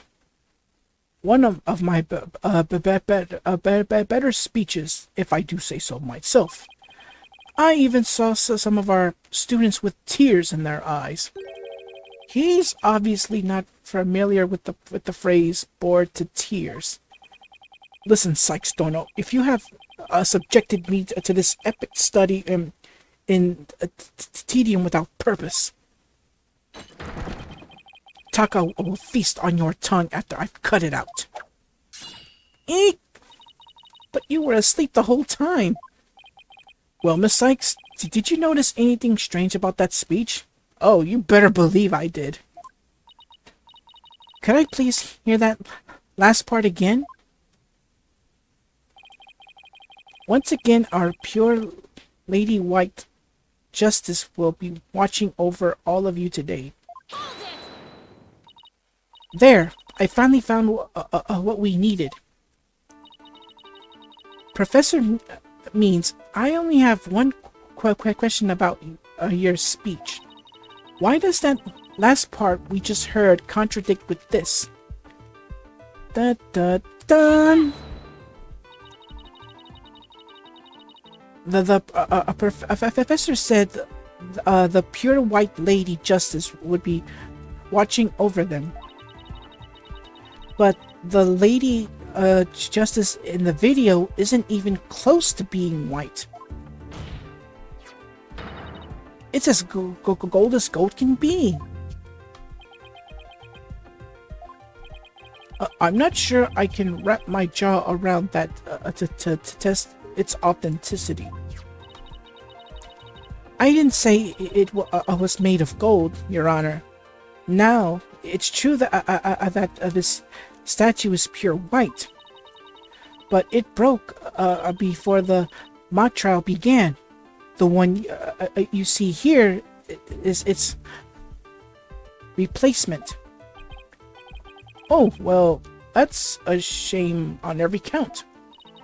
Ironically, this golden statue sticks out like a sore thumb compared to the white one, meaning the professor would have made a mistake in its color if he'd been present.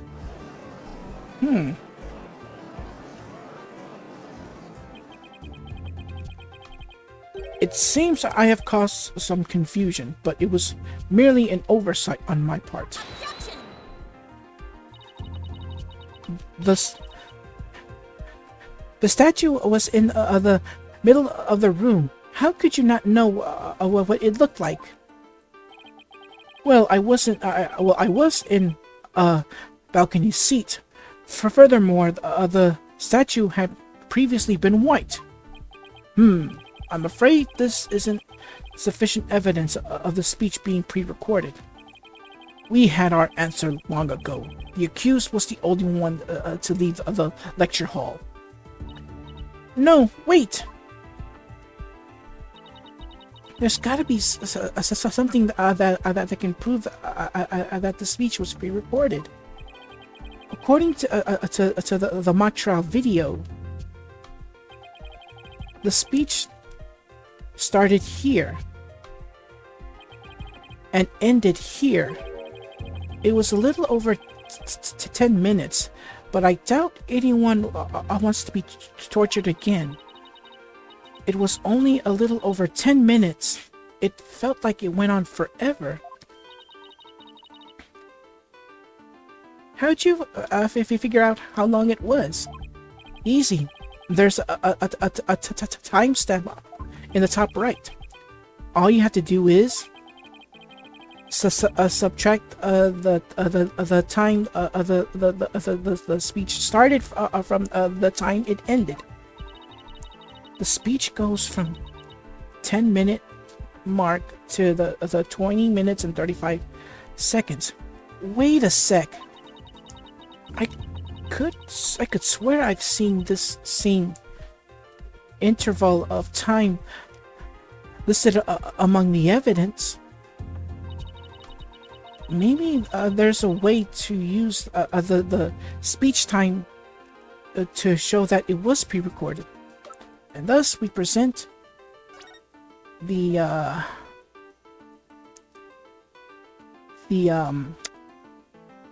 voice print analysis. Just keep in mind, the speech ended at 20 minutes and 35 seconds. This one said the whole voice of Juniper saying "you're a goner" was recorded at around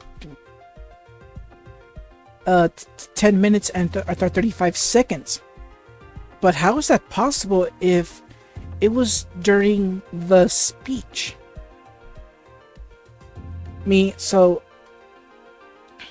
I'm confused, but I'm just gonna present it and let Athena explain everything. I would like the court to take a look at this, and this is the voice print analysis that proves the voice on the tape recorder belonged to our client. Yes, but Didn't we just establish that the voice of the tape recorder was a fabrication? Mm-mm-mm. We did, but what I'd like to focus on is the noise that is also there. Noise? Yes, the defense believes it resulted when the tape's previous recording was erased. And what do you hope to prove by that? The length of the noise is what's important. It's 10 minutes and 35 seconds in all. And what did the timestamp read at the moment Professor Means began his speech? That would be exactly 10 minutes. Now, let's fast forward this long-winded exercise in boredom to the end. Okay, stop. The video timestamp now reads 20 minutes and 35 seconds. Based on this, we know the time it took for the speech alone. Right. Subtract 10 minutes and you get 10 minutes and 35 seconds. 10 minutes and 35 seconds? Right. Then 10 minutes and 35 seconds. The same as the noise on the tape recording. I assume you all understand what this means. Professor Means' pre-recorded speech had been where the noise is now. Silence. Oh, wow. You seem rather confident, considering this is a mere happenstance match of numbers. Objection. But it is really just numbers? The lab is continuing their study of the tape so far. They found signs of overdubbing. But it's going to take a bit longer to recover the audio that was erased. The police are analyzing the noise as we speak. It won't be long until we know what was originally there.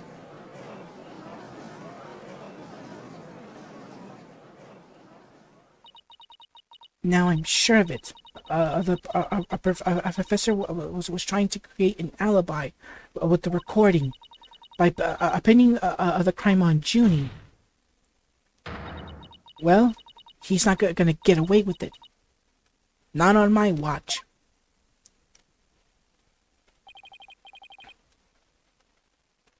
Miss Sykes? I believe you are well aware of my methodology. Even if Juniper were the perpetrator, I would vigorously defend her as per my word. And to that purpose, I offered to be her lawyer. Alas, look what's happened. All I've stated are obvious deductions derived from evidence and testimony.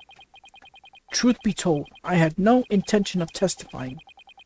I had been keeping quiet for Juniper's sake. But now that you cast this blame upon me, I have no choice but to reveal the truth. Uh-oh, this doesn't sound good.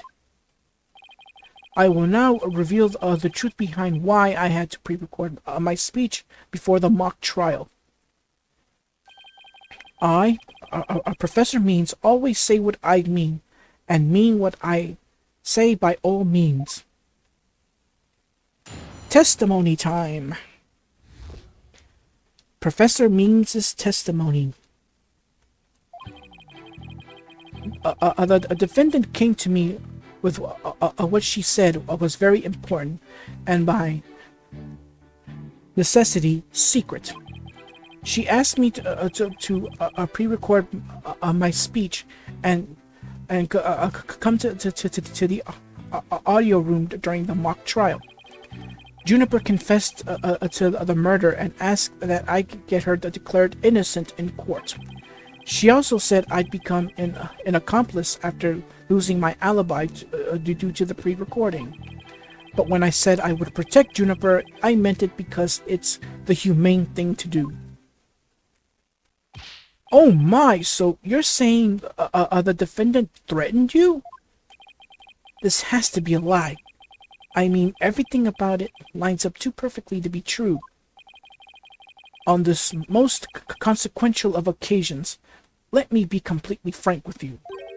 Juniper has truly taken to heart my teaching that states the end justifies the means. I don't believe you. When she asked me to defend her, she said I must also prove her two friends innocent. Her two friends? The witnesses? Correct. Hugh O'Conner and Robin Newman. I was sure I was to ensure all three walked free. And that's the last bit of what water I have left. Hopefully it'll be enough. Hopefully it will be enough. We're almost done, I hope. We're almost done. All three were to achieve their dream. That was the result Juniper was seeking. And she was even willing to threaten me, her own professor, to the end. You, no doubt, had high praise for her ruthless tactics. Yes, well, that is why I vowed to vigorously defend her despite her threatening me. There was a time when lawyers merely sought the truth if they wished for victory in court. But alas, those days are over. Now, in the defense of justice, order, and all that is good, the end justifies the means. I am so sick of hearing that phrase.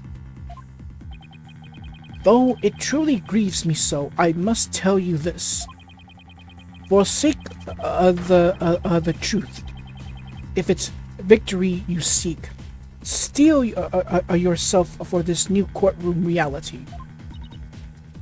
That does it. He's gonna regret dragging those dismal, depressing ideas in here, since he's already surrendered to the dark age of the law. It's up to me to fight it. Why so silent? Sykes don't know. Something the matter? This is a court of law. It's no place for long-winded talks about idealistic principles. And that's why I'm going to let the evidence do the talking. Let's not get carried away now, Miss Sykes. It will not do to have you attempting to discredit my doctrine. Do not force me to resuscitate this situation. No, go ahead and resuscitate it. Only if I lose and you win, that is. Alright. Cross-examination time.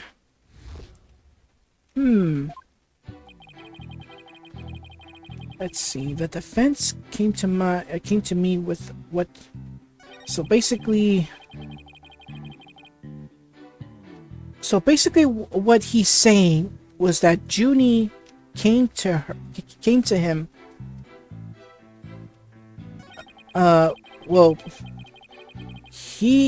to him to ask him to defend him.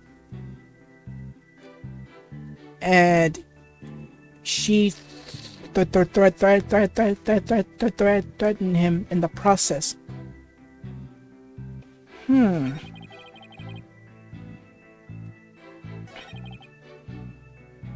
So, oops, I think I went back. Right. She also said I become an accomplice after losing my alibi due to the pre-recording. But when I said I would protect you, I meant it because it's the humane thing to do, huh?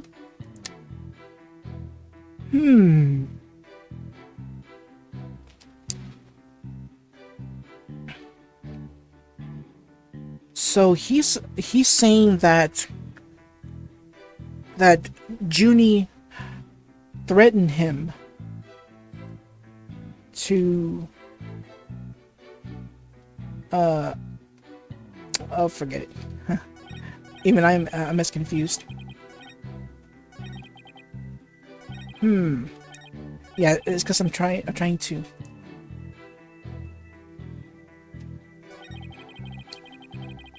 Okay, so let me see if I got this right. He's saying that Junie confessed to the murder and basically asked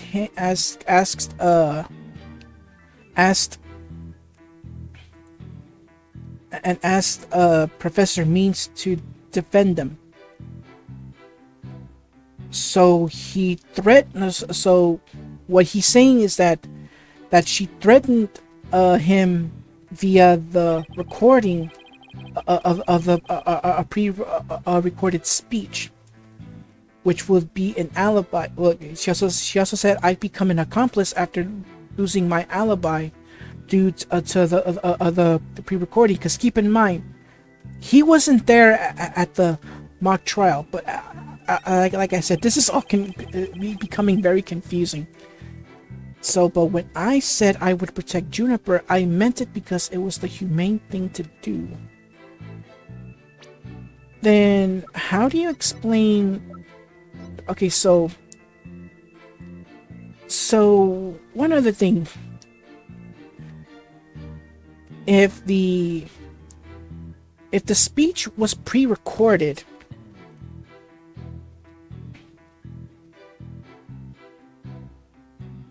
and okay, so if the speech was pre-recorded, then they would have found out that he was the... Oh, okay, I get it now. I think I get something now.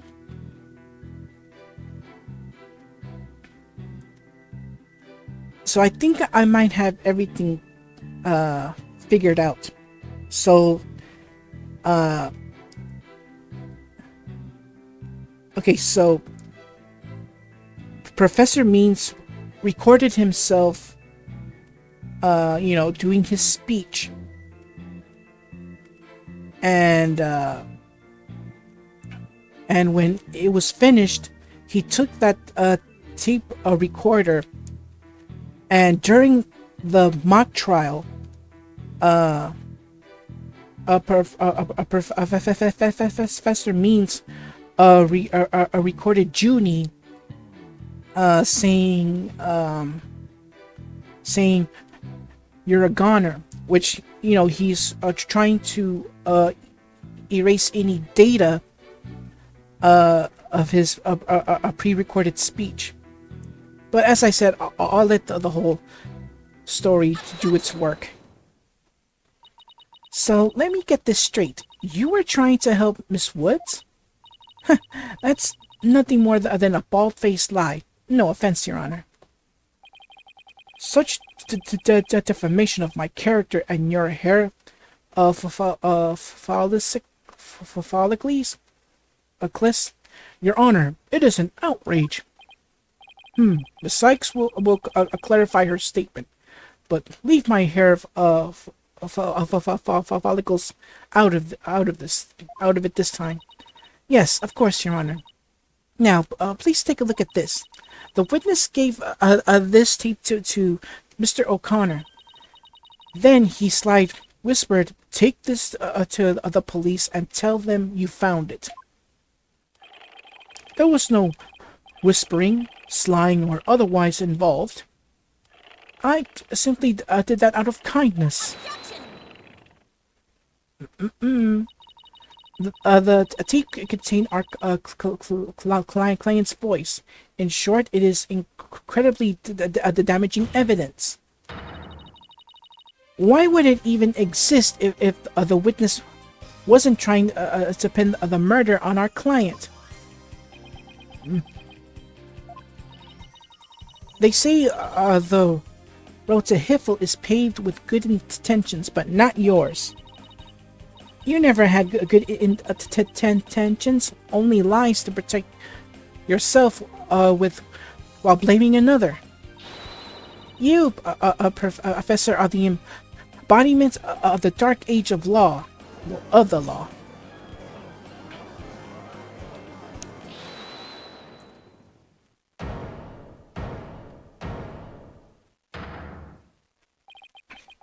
Why, you dare call my teachings and methods lies?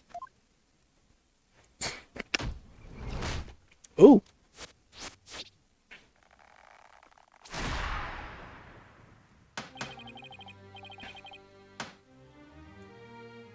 You remind me of someone that I'm going to see next game. Face features wise. Well, sort of. Anyways. Famous Legal Academy is a proud institution. It's the most powerful in the world. You'll never forget what true education and lawyering means once I'm through with you. Huh? Professor Means, what's with your hair? Quiet! You, no talking in class. Ow!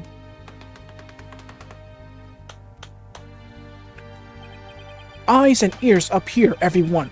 Homeroom is now in session. We will begin with roll call. Athena Sykes?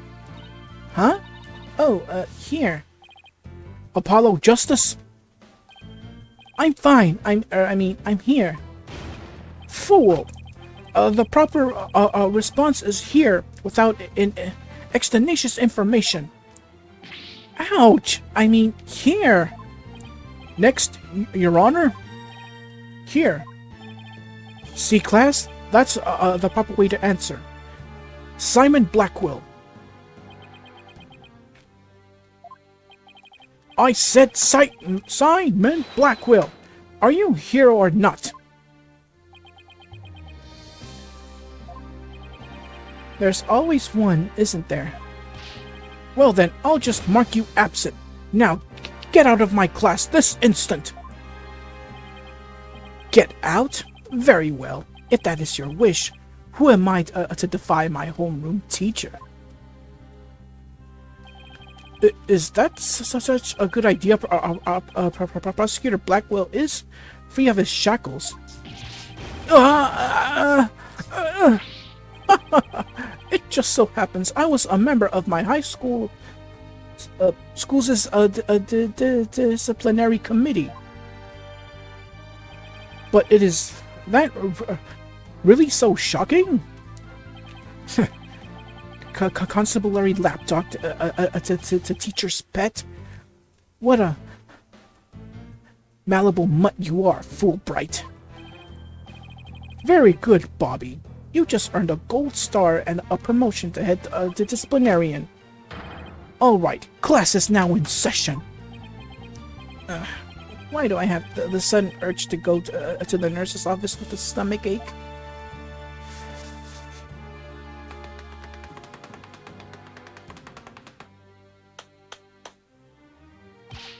Pay attention! I am not the killer. Juniper is. This will be on the next test, so you had better be listening. But, Professor, you created the phony tape to pin the blame on Juniper. Plus, you were the only one who could have moved the body during the mock trial.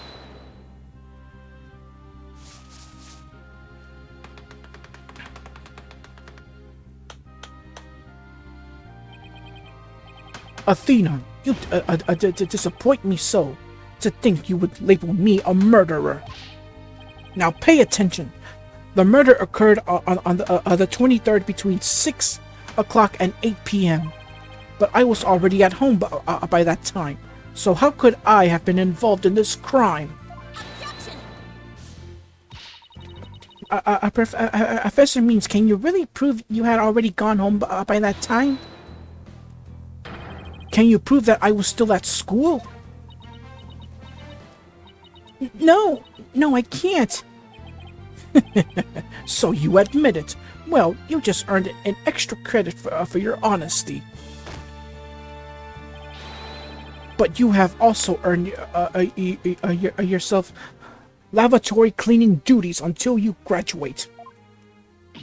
No, I do enough in the agency as it is.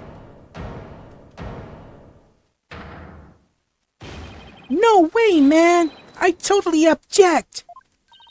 Robin? I can't believe I fell for our professor's silver-tongued lies.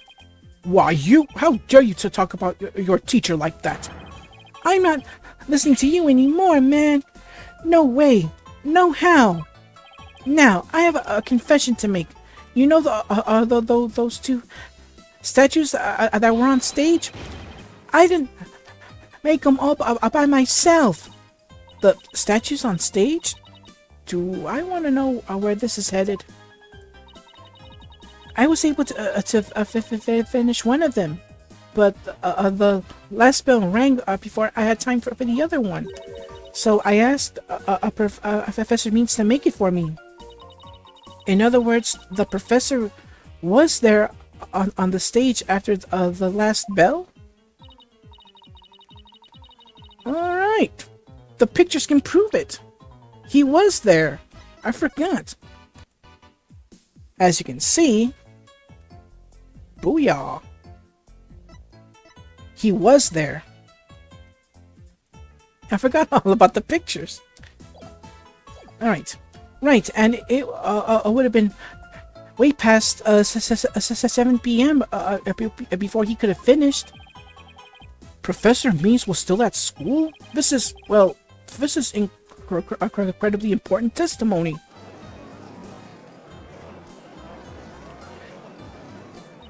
The professor told me I'll take care of it. I thought my parents would let me be an artist if I said I made both statues myself. I'm so sorry for not telling the truth. Robin. Quick! Somebody get this juvenile delinquent out of my sight. Simon, your head honcho among the delinquents. Do something. Gah! And who's in charge of the class pet around here? Not interested. But if you want a class in swordsmanship, I'm your man. Of course, only real blades will do. No swords at school. All weapons will be confiscated. Gah!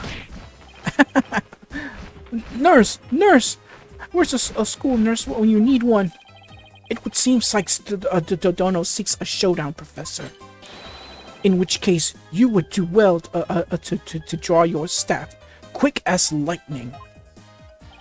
Very well, then I'll just have to prove my innocence myself. The real lessons began in second period. Prepare to be served, old school style. What does that, never mind. Your testimony, please. Oh my goodness. I hope this is the last testimony here. Professor Means' work of art. Here we go. Now pay attention. Robin took over half a day to complete one statue. I, however, finished most of the others statue between 7 p.m. and 8:30 p.m. The defendant Juniper saw the two statues with her own eyes at 8:30 p.m. Completing a statue so quickly meant I could not leave the stage for a single second. How could I have possibly had the time to go to the murder?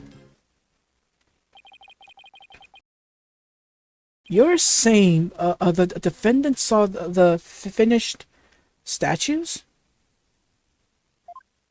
Precisely.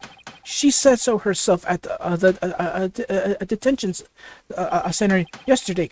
Her defense team was there and heard her say so, too. Don't try to deny it now. That evening, I went back to my dressing room to get something I'd forgotten there. It was well after the last bell rang. I'd say maybe around 8:30. That's when I noticed that both staged statues were finished. They were quite large, and they were each covered with a white sheet, but I could tell. Oh, right. The professor was there when that matter came up. Before I address the professor's charges, I have a question for Robin. How hard would it be to complete a statue like that in 1.5 hours? It would probably take me at least twice as long. So personally, I think it would incredibly be difficult to finish in that short a time. That didn't exactly help our case, but he won't get off that easy. He's bound to stumble over his own slippery means.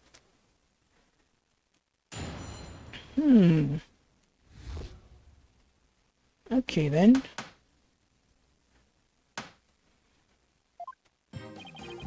Let's see here.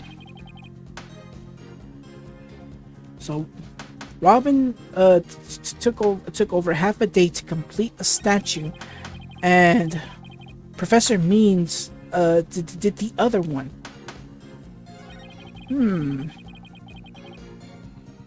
Then Juniper saw the other two statues before it was time to leave. Completing a statue so quickly meant I could not leave the stage for a single second. Let's press on that.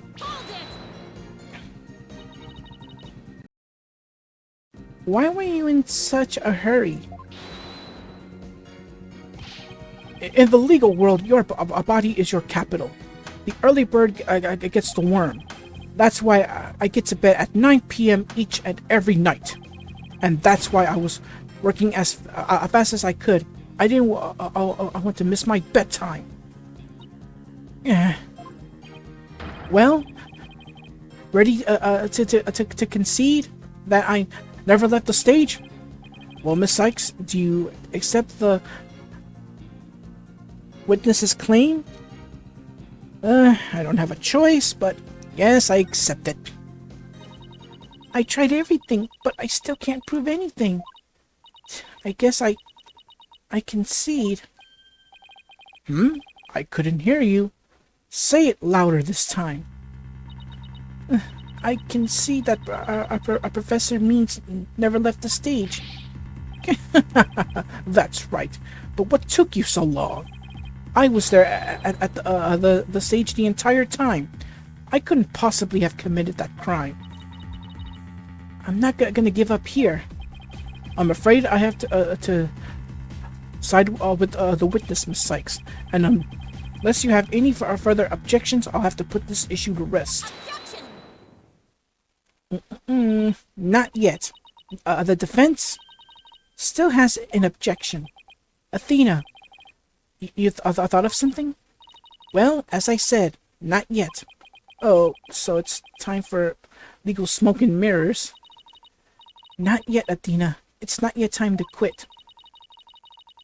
It's at times like these when it seems like there's no way out that you have to.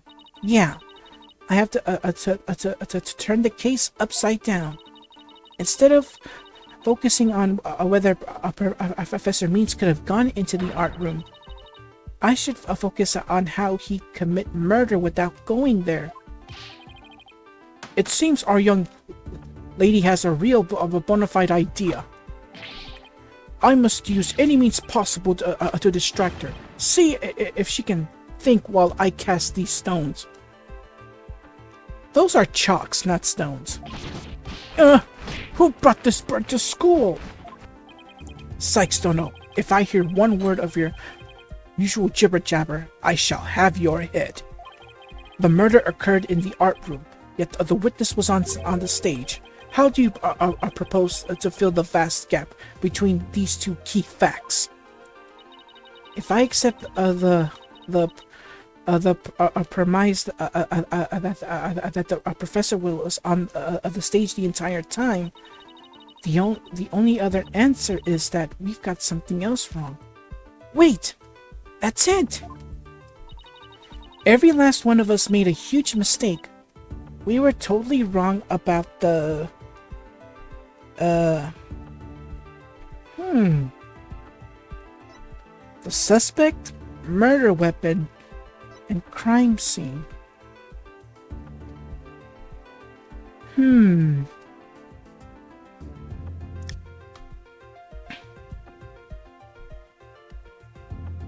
Okay, so what I know so far is that the blood that was on the pottery was from the injury that Hugh sustained after opening that envelope that was labeled "use."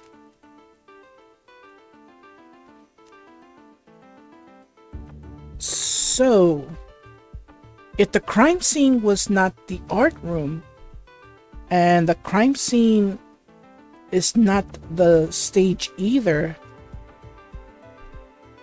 then where is the actual crime scene at?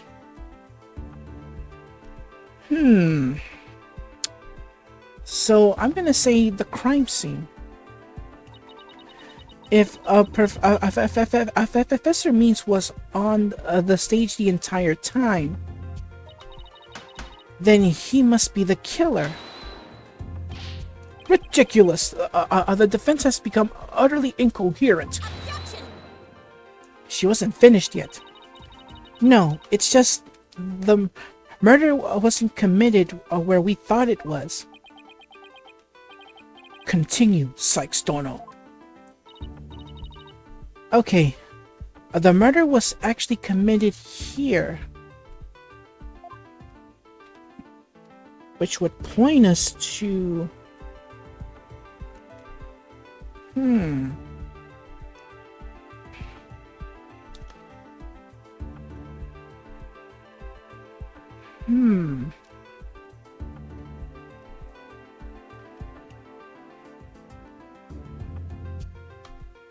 So where could it... So if it wasn't in the art room, nor in the stage, I doubt the archery room. That leaves us with either the lecture hall,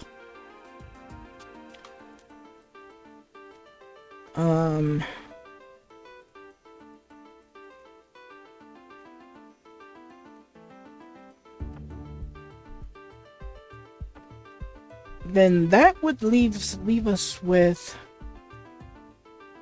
the waiting room or the lecture hall.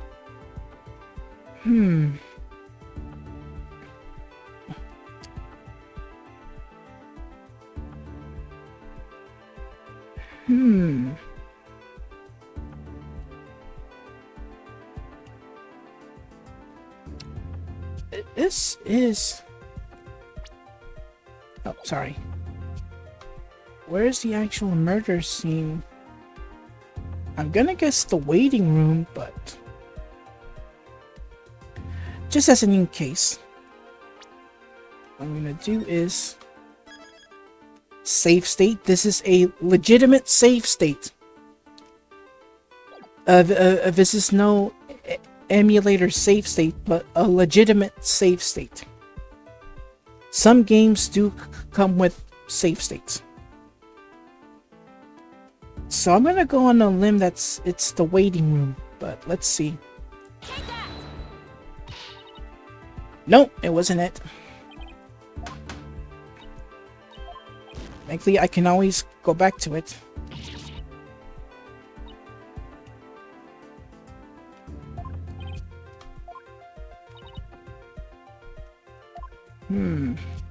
Maybe it was the stage, but somewhere else. The greatest riddle of this case has been how the body was moved from the art room. But if the murder occurred on stage, but that means the body was never moved at all.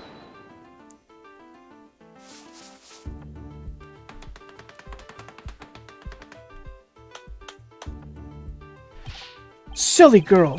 When the body was found, there was a drop of blood on the stage floor. Suddenly, there would have been some blood if that's where the murder was committed. There wasn't any blood on stage. Well, that is true. Really? But there was something on stage at the time of the murder that's now bloodstained. Yeah, that school flag. Or the school banner. Honestly, it can be a flag or banner, it don't matter. It's true. There were no bloodstains stains on the stage floor. But there was something on the stage that did have a bloodstain. And that would be this school banner. No blood would have gotten on this floor if this were under the victim when she was killed. Oh my, that's quite a compelling theory. Silence. What is it now? My theory makes perfect sense. That was a pathetic attempt. You must put every inch of your body into your attacks. The autopsy states the cause of death was a loss of blood. Yet only a trace amount was found upon the banner. Where did the rest go? Blood getting on there when the body was moved by the wire makes more sense than that. Very good, Simon. Tell me, what's your first choice of higher education? I'll write you the ultimate recommendation letters. You're all but guaranteed to get in. Actually, the defense has something to explain that as well. You do? If there was only a trace amount of blood on the school banner, then there must have been something else the killer used to soak up the blood. All I have to do is figure that out. This is what soaked up most of the victim's blood. Dun, dun, dun. Why, it looks like there's some other piece of fabric on the top of the school banner. It's the Gavineer's banner that had been specially made for the school concert. Since it's on top of the school banner, the blood would have hit it first. It could have easily absorbed most of the blood, like a dishcloth, and only a small amount would have soaked through the school banner below. So it makes total sense for the school banner to only have a little blood on it. So that banner absorbed the blood like a dishcloth. Yes, that would explain it. The Gavineer's banner was like a dishcloth? Surely it was at least towel quality.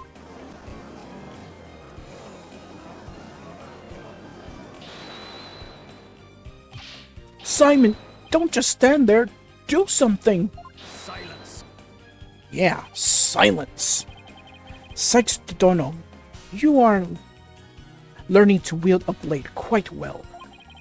But how will you respond when I come slashing at you like this? The remnant of a large bloodstain was detected in the art room.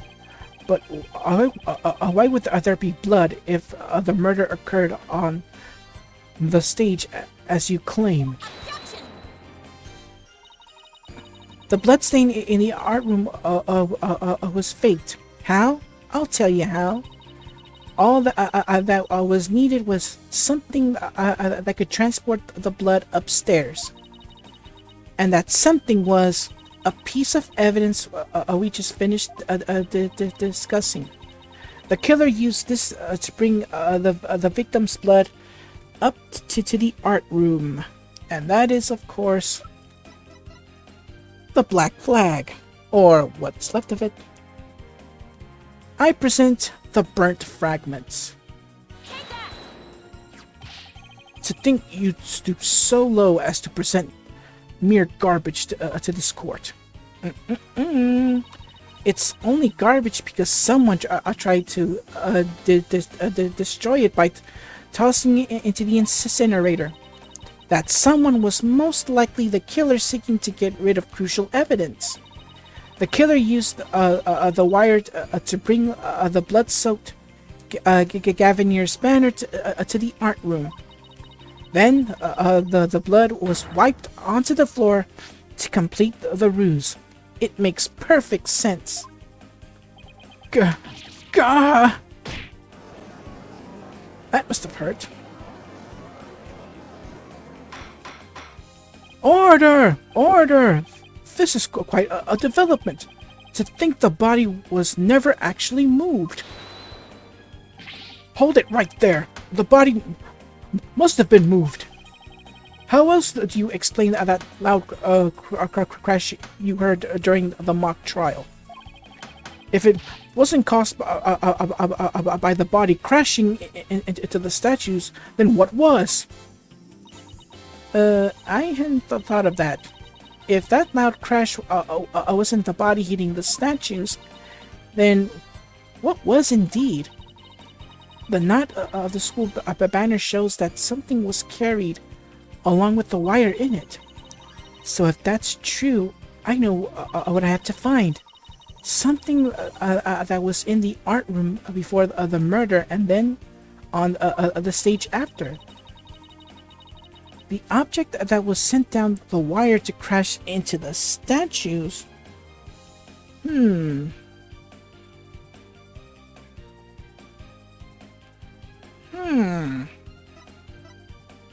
What is it that I'm looking for? Oh!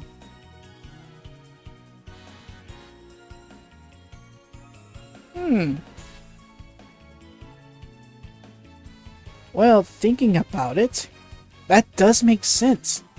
In the art room, there was that statue there.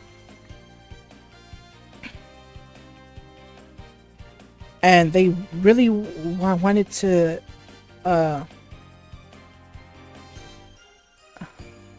Oh, okay. Now I get it now. So, the killer, he wanted everyone's he wanted that noise to be heard, at least I think, and that's why the killer took that statue, but the rearranged statue of Lady Justice, put it on that school banner, tie that thing into a knot, and just swing it all the way down to where the statues were. Not only did the Phoenix and Clavier statues break, so did the Lady Justice statue as well. So let's present it. That statue. Yes, I believe it was this statue that broke the other two, not Professor Quart's body. The unique statue you see on the right, That's the pure white lady justice from earlier. Professor Court broke it while she was polishing it the other day before the mock trial. But she used her own unique artistic sense and technique to repair it, as you see. Nobody would have guessed that it was originally Lady Justice. Silence. Perhaps you're on to something. But why, pray tell? Would anyone move that scrap heap relic in a tedious manner? Excellent question, Simon. Keep them coming. You know why? But the fact that you won't acknowledge it shows how twisted you are. Lady Justice was moved during the mock trial. During that time, Professor Means was fabricating an alibi with this pre-recorded message. Well, his speech. If we could consider the facts, then Lady Justice was moved in order to make sure that the body was discovered. Professor Means used this pre-recorded speech to fake an alibi during the mock trial. He wanted to make it look like he couldn't possibly have moved the body. Moving Lady Justice was his way of pointing us to the body, cementing his alibi. That's quite a persuasive argument. For a while there, I thought you were taking the trial serious. You weren't taking the trials seriously. Well done.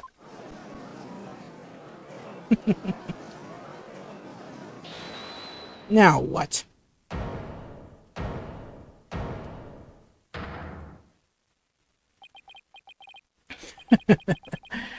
You should never underestimate me, Athena Sykes. Professor Means always means what he says, and says what he means by all means. Fine then, say it already. I'm waiting. The murder occurred the night before, but the body wasn't found until late the next day. Countless students passed by the stage. They met in the lecture hall for the mock trial.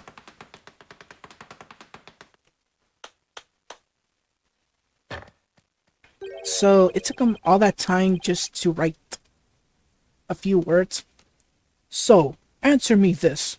Why didn't anyone see the body that entire time?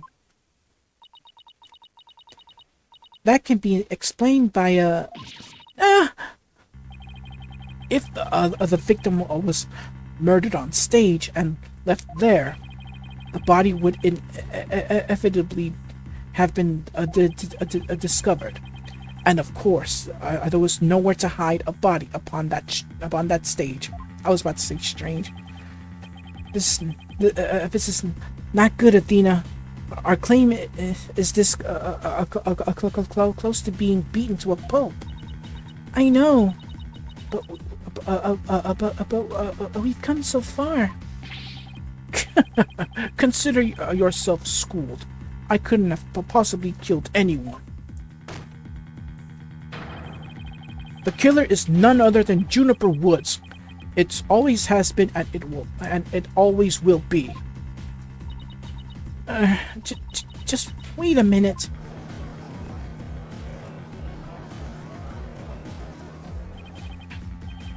Poor Juniper. She must seriously regret having you ask you to defend her. And to add insult to injury, you nearly had Hugh convicted for murder. Surely you haven't forgotten that little fiasco. Sorry, that was Athena. Athena Sykes' attorney is just... badge is just for show. Oh, that is so rude. Not only did you fail to defend your client, you also raised false charges against her friend. You have no right to call yourself a lawyer.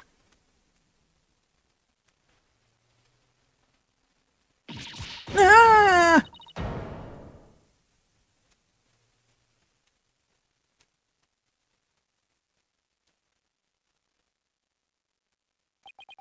What if the trial proceeds in the manner and ends in the same way as the mock trial? Would you not lose everything you've worked so hard to gain? Well, I'll just have to make sure that that doesn't happen then, won't I?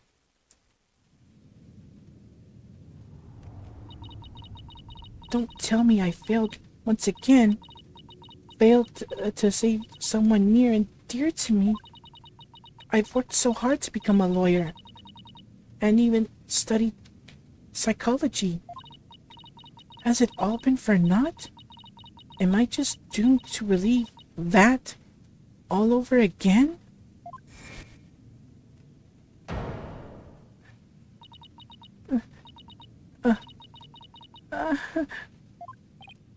Athena, what's wrong? Breathe in, breathe out.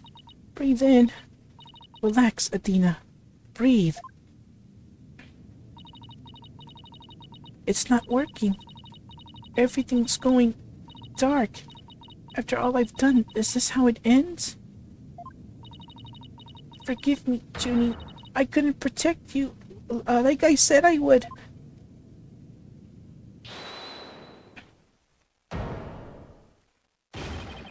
You leave Athena alone, man! She's the one who saved me! It was because of Athena that I could stop hiding and start living my life as a girl again. And she saved the friendship between Hugh and Juniper and I. I think you're an awesome lawyer, Athena. One of the best. But I raised false charges against Hugh. And that's not all. I've done some seriously unforgivable things.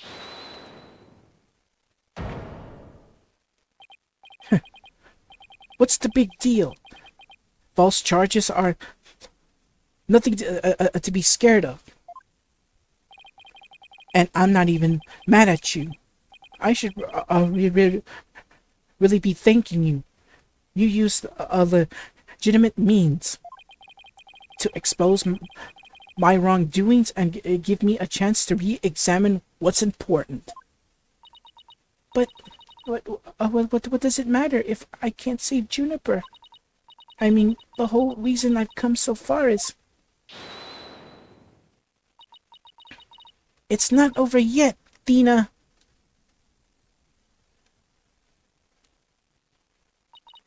Even now, at this very moment, I still believe in you. Junie, I know you are better than most people, Athena, and I know you never surrendered to the dark age of the law, like the professor did. Thank you, Junie, but I feel like I can barely breathe. I don't know what to do. Stop your bleeding this instant. You look like an utter fool. Prosecutor Blackwell? There is one who awaits you, is there not? And that is the reason you have studied so very hard. Are you prepared to give up on all you have worked for thus far? It would not do to have you disappoint you-know-who. I...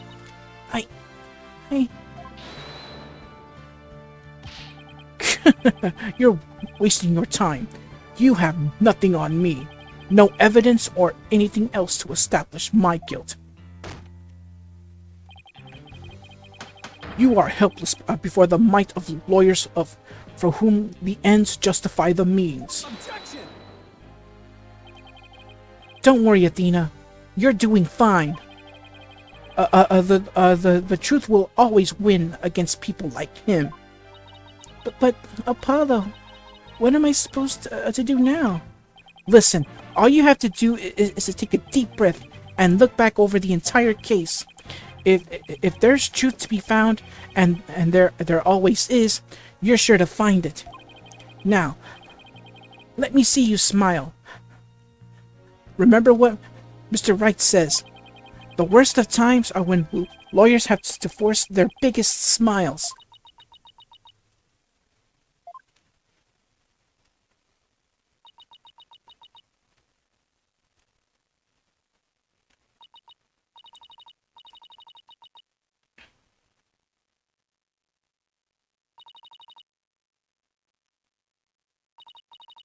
The worst of times are when lawyers have to force their biggest smiles. Athena Sykes is psyched and ready to rock. Prepare for your utter defeat.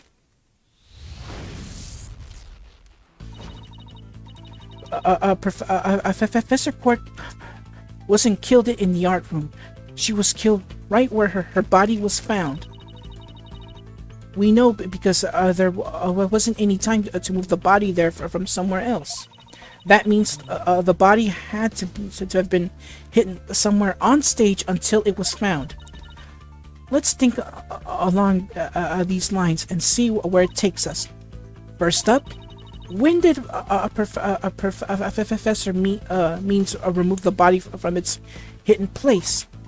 Well, let's see. What was he doing right before the body was discovered? He was using the span of his fake alibi created to move the body to where it would be more easily spotted. Therefore, the only time Professor Means could have removed the body from its hiding place is during the fake trial. The body was moved during the trial. It was during the mock trial, specifically during the speech. The body was moved during the speech. Professor Means moved the body to an easily seen location during his long pre-recorded speech. The professor also moved something to the stage that wasn't there before specifically, and that is the Lady Justice White statue. During the mock trial, Professor Means wrapped the White Lady Justice in the school banner, and it sent zipping down to the stage with a crash, killing two birds with one stone. He drew attention to the body and made it look like the murder occurred in the art room. But was there anywhere to hide a body on that stage? It doesn't seem likely. No, there has to be some place. Wait a second. How about something that should have been finished but was only mostly done? Something was used to cover up the body, but it didn't draw undue attention because it looked like it belonged there on stage. In that way, no one would suspect there was a hidden body inside. What was already on the stage and capable of concealing a body?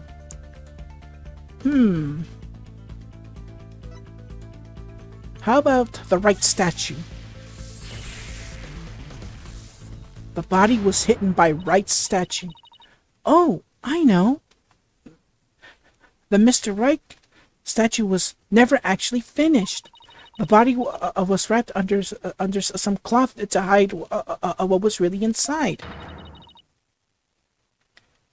Clearly, disguising it as the boss's statue.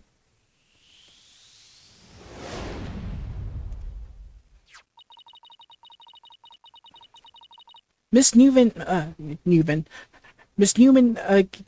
gave up on the Wright statue, yet Professor Means finished it in a single night. Yes, what an impressive feat that was. No, his so-called work of art deserves None of our praise, because it was only a facade to hide his real work. The murder of Professor Court. Come again? I'm afraid I don't follow. He hit the body, making it look like the statue of Mr. Wright. With the body wrapped under a piece of cloth, it looked just like a statue. What? I second that. What? Now this is getting interesting. No, this is getting preposterous. How would such a thing even be possible? Well, I never know until we try. Uh-oh, I think I know where this is going. Okay, Apollo, a time to turn me into a reasonable likeness of Mr. Wright. I'm going to pose like the statue, like so. And now I want you to wrap me in a cloth so that I look like a statue. I hate to ask the obvious, but where am I supposed to get this magical cloth?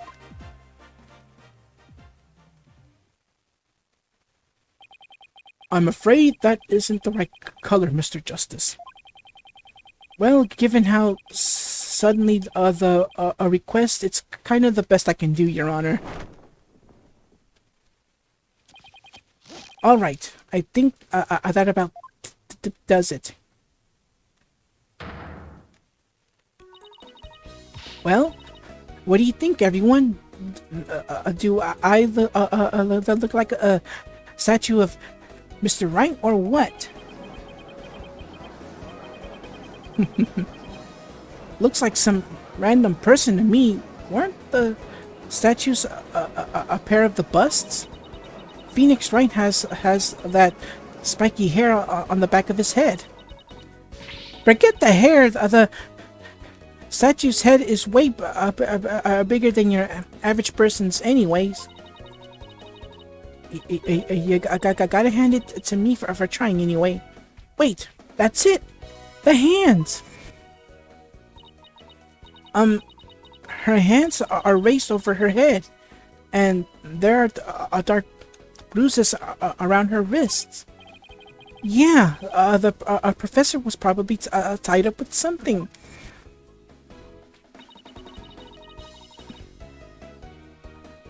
The marks on her wristed, I think it's supposed to be wrists, indicated she'd been tied up. Apollo, tie me up in a new pose. Wait, you're not into this kind of thing, are you? What? No! Besides, it was your idea. Just tell me how to tie your hands already. Okay, Professor Court's wrists were tied together, and I can't help but think that's related. How should I arrange myself to match the shape I want, given her hands were tied behind my head? Apollo, tie both of my hands behind my head. See, this makes it possible to fake the backside of Mr. Wright's head. Sure, but then what about the statue's arm? With both arms behind your head, you can't exactly complete the pose. Yeah, it would awfully be hard to make the objection pose like this. I can't help but thinking you've forgotten something, Athena. Something on the body that you don't have right now. And thus we present the evidence we've had since the beginning. The arrow. Oh, right. There was an arrow sticking out of her side. Okay, Apollo. Take that and plunge it into my side. What are you, crazy? Fine, then get some duct tape. Rápido, schnell. All right. I don't need to know other languages to know about bossy when I hear it. The fatal arrow to the side. Spiky hair to created from 2 hands. A masterpiece in the making. Now, cover me with that cloth, but remember to make the arrow stand out, okay?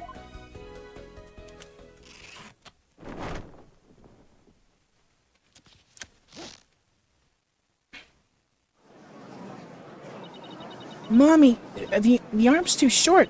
Shh. Remember your indoor voice, dear. Nobody's buying it. The arrow's nowhere near long enough. But what else could be used for the arm?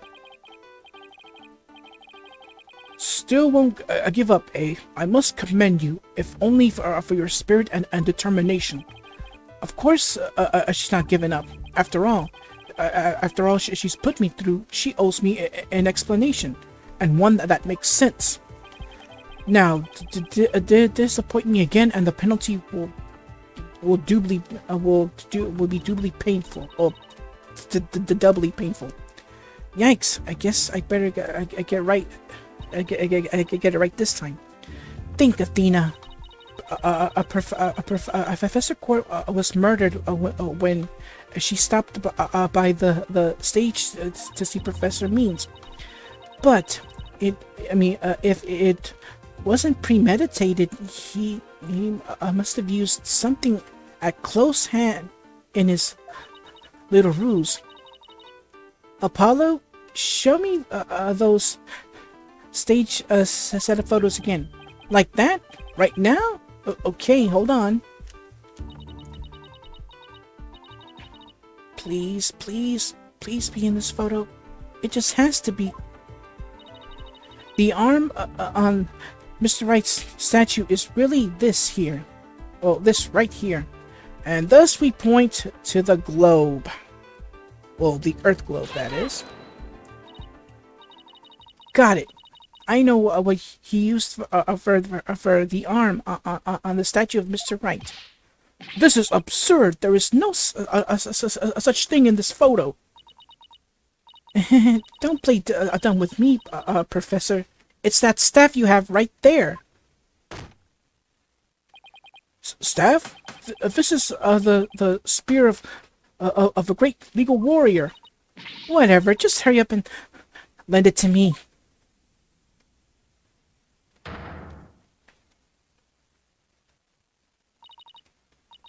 The length is perfect.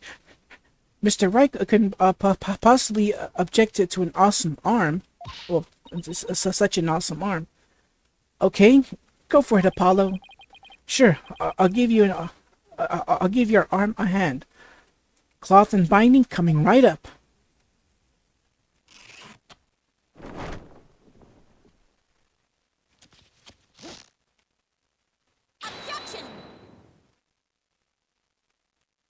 Oh, that is the perfect stance right there.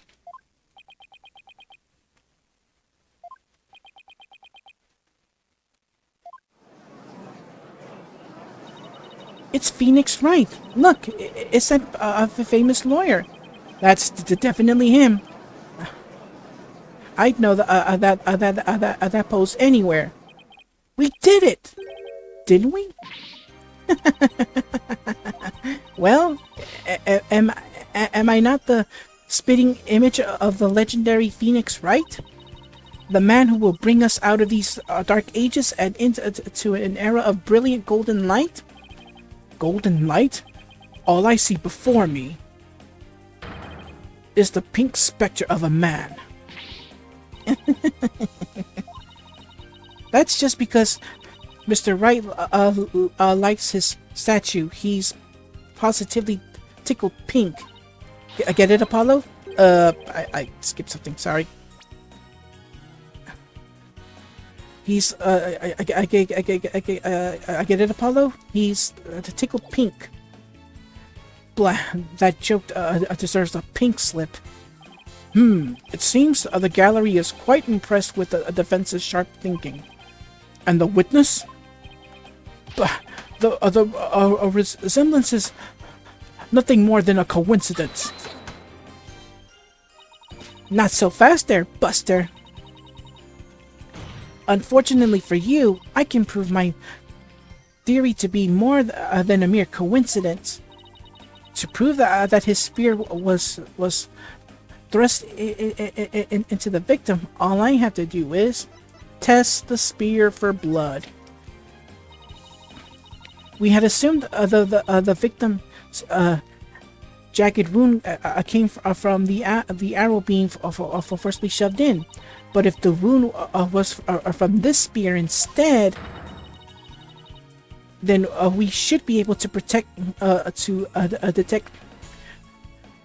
traces of the victim's blood on it. Your Honor, a brief recess, if you will. By any means possible.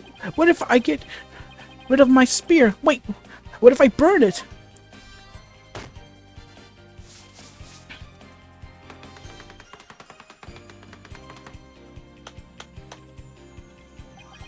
If I do that, I'll be found innocent.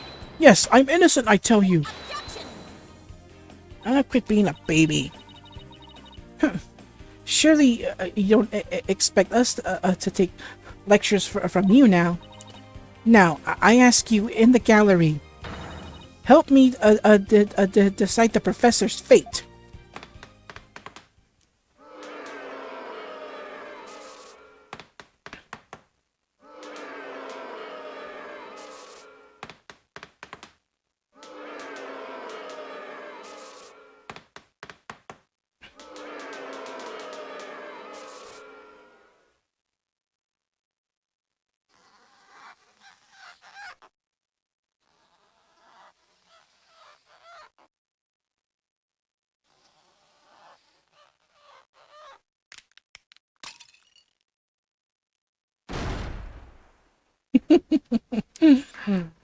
Oh, wow. Prosecutor Blackwell, what has become of our witness Aristotle Means? It is as Sykes Donos suspected. Blood was detected on his staff. He has admitted to this heinous crime. All of it. He shall join us in the clink tomorrow. His teaching skills can be put to good use there. Great, he'll teach felons that at the end justify the means. So much for rehabilitation. Can I ask you what the professor's motive was? I could barely make out a word he said on an account of his shattered teeth. One of Blackwell's fellow inmates was once a surgeon. Why not a former dentist too? I eventually had him put a pen to paper. It turns out Professor Means was the one taking bribes. The victim had suspected him after a report from the class snitch. That led her to question him at length the day of the killing, right there on that stage. The result? The heinous crime was brought before this court. The fool, like Newman, had come to know of the script's contents via the victim's note. It seems he came up with a plan to stab the victim with her own awl in order to make the killing look like the one in the script, and thus frame the defendant.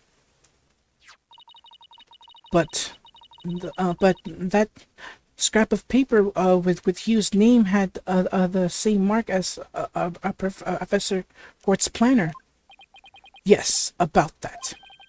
Those planners are bestowed upon all students graduating at the top of their class. Really?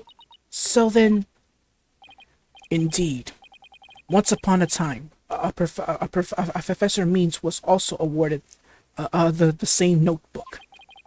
The handwriting is being analyzed now, but but like as not, the scrap belonged to him.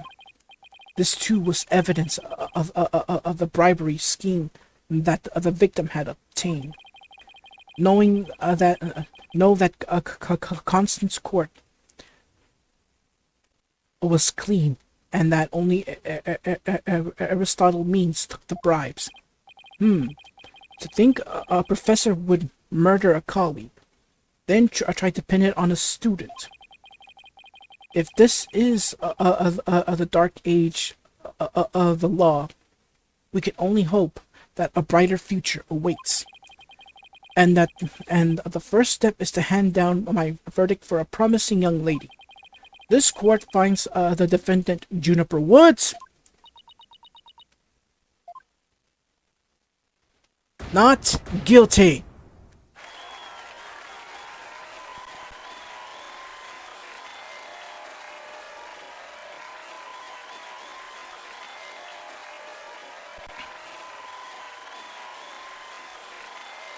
Man, the slowdown.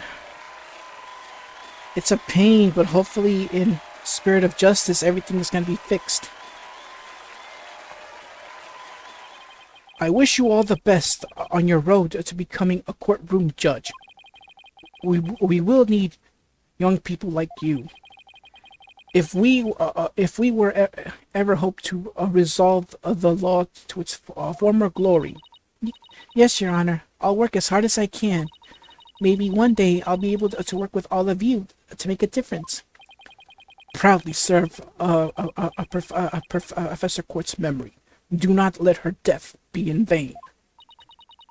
That's the last thing I expect to hear from him today. Court is adjourned. Judge out! Alright, so we're back in the lobby. Thank you, Tina. I really mean it. It was nothing, really. I can take the biggest tangle of mess of a case and unravel it just like that. I don't know. You look pretty wound up there at the end. Literally and figuratively. Figuratively. You look pretty hungry for a knuckle sandwich, Buster. I wanted to thank you too, Apollo. Don't mention it. The way you were always there for Dina when she was in a bind, and that and at the detention center where you smile. Oh, sorry. Where your smile gave me hope when there was none. It was like the warm rays of the sun shining down on peaceful woodlands.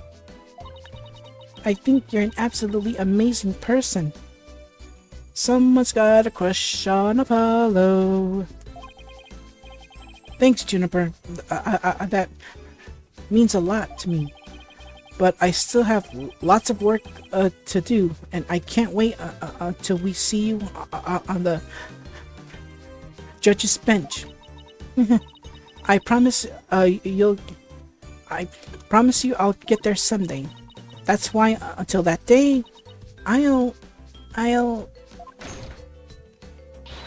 Guys, I've got some big news. I mean, this is huge. Oh man, am I interrupting something? No, it's okay. I think so. What's the big news? The school festival. It was supposed to have been canceled after what happened, but we just got a call. In memory of Professor Court, who worked so hard to make it happen, the festival is being extended one extra day until tomorrow. Really? Oh, right.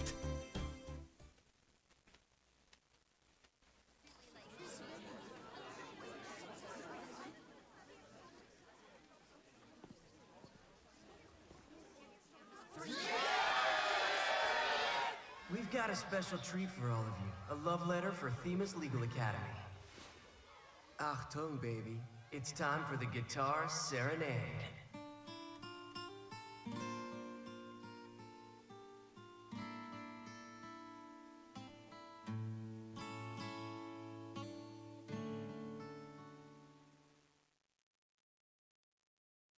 Wait, no singing?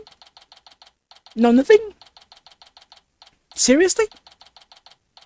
Come on, I was kind of hoping for like a nice song to hear, but we get nothing of that. That's a shame. Anyways, we're back at the lecture hall. Wow, that was so much fun. School festivals are amazing. I think you and Robin are getting a little carried away. Aw, your singing voice, Juniper. It could melt my Heart. Mr. Wright, thank you for your training seminar. Just remember, the objection pose is all about attitude. Oh, and congrats on your mock trial win. Although Robin had you for a while there. I did, didn't I? But I'm just glad we're back to how we used to be, thanks to Athena. And you know what? I think I'll stick with becoming a prosecutor after all. I'm going to make up for my mock trial loss by winning the real deals in court. Mock trial loss? What loss? Wait, did they reprise the trial and Hugh won? Level-headed lawyer course, genius and hot-blooded prosecutor course. We'll go head-to-head in a mock trial battle for the She-Devil's Black Heart. So does this mean it's really gonna happen? Juniper, there's something I've been wanting to say to you. Huh?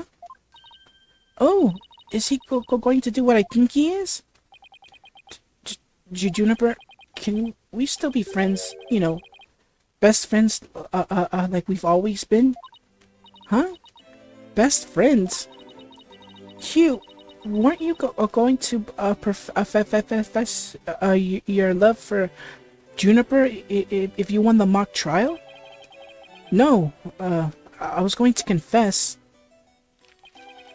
that I'm not a genius and that I'm really 25 years old. But you already dragged it out of me during the trial. Whoops. Listen, Hugh. You too, Robin. Miriam? Me too? Miriam's got this big tactical espionage action.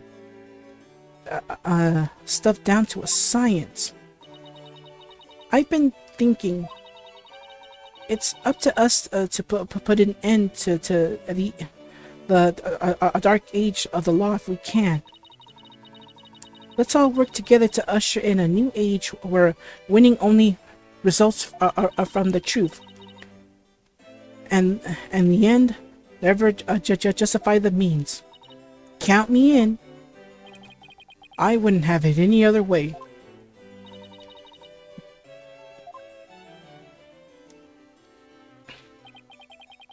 Best friends forever, huh? No matter what anyone says, nothing beats true friendship. You bet. And what about your BFF, Apollo?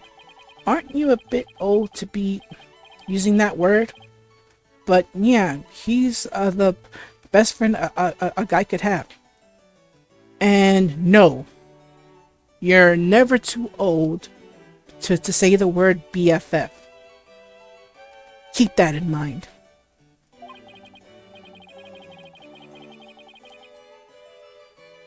Which reminds me, we're supposed to meet up and gossip about the new girl in the office. Hey, no talking about me behind my back. So, what kind of guy is he anyway? Well, if I had to describe him in one word. And so, after some slight arm twisting, Apollo promised to bring me to meet his friend. Unfortunately, that promise was never meant to be fulfilled. For not long after that, their friendship was mercilessly severed by fate, and the bonds between us began to fray and unravel as well. Sorry, but I'll be taking a leave of absence. Even now, those words continue to ring in my ears. The discord in our ever cheerful Apollo's voice made him sound so cold and distant. Why, Apollo? Why? Why would you leave us all behind?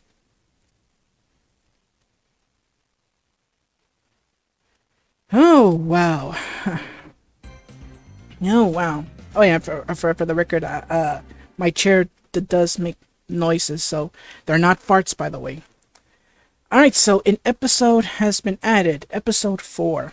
Alright, so 2 more cases and we're almost finished. Oh, wow. Alright, so tune in next time when we enter episode 4, The Cosmic Turnabout. So, until then, everyone, take care and God bless. Thank you so much for watching. If you enjoyed the video, leave a like, comment, and share with all your family and friends. If you're enjoying my content, consider subscribing to the channel. And don't forget to click that bell to receive notifications for new videos. Take care, and God bless.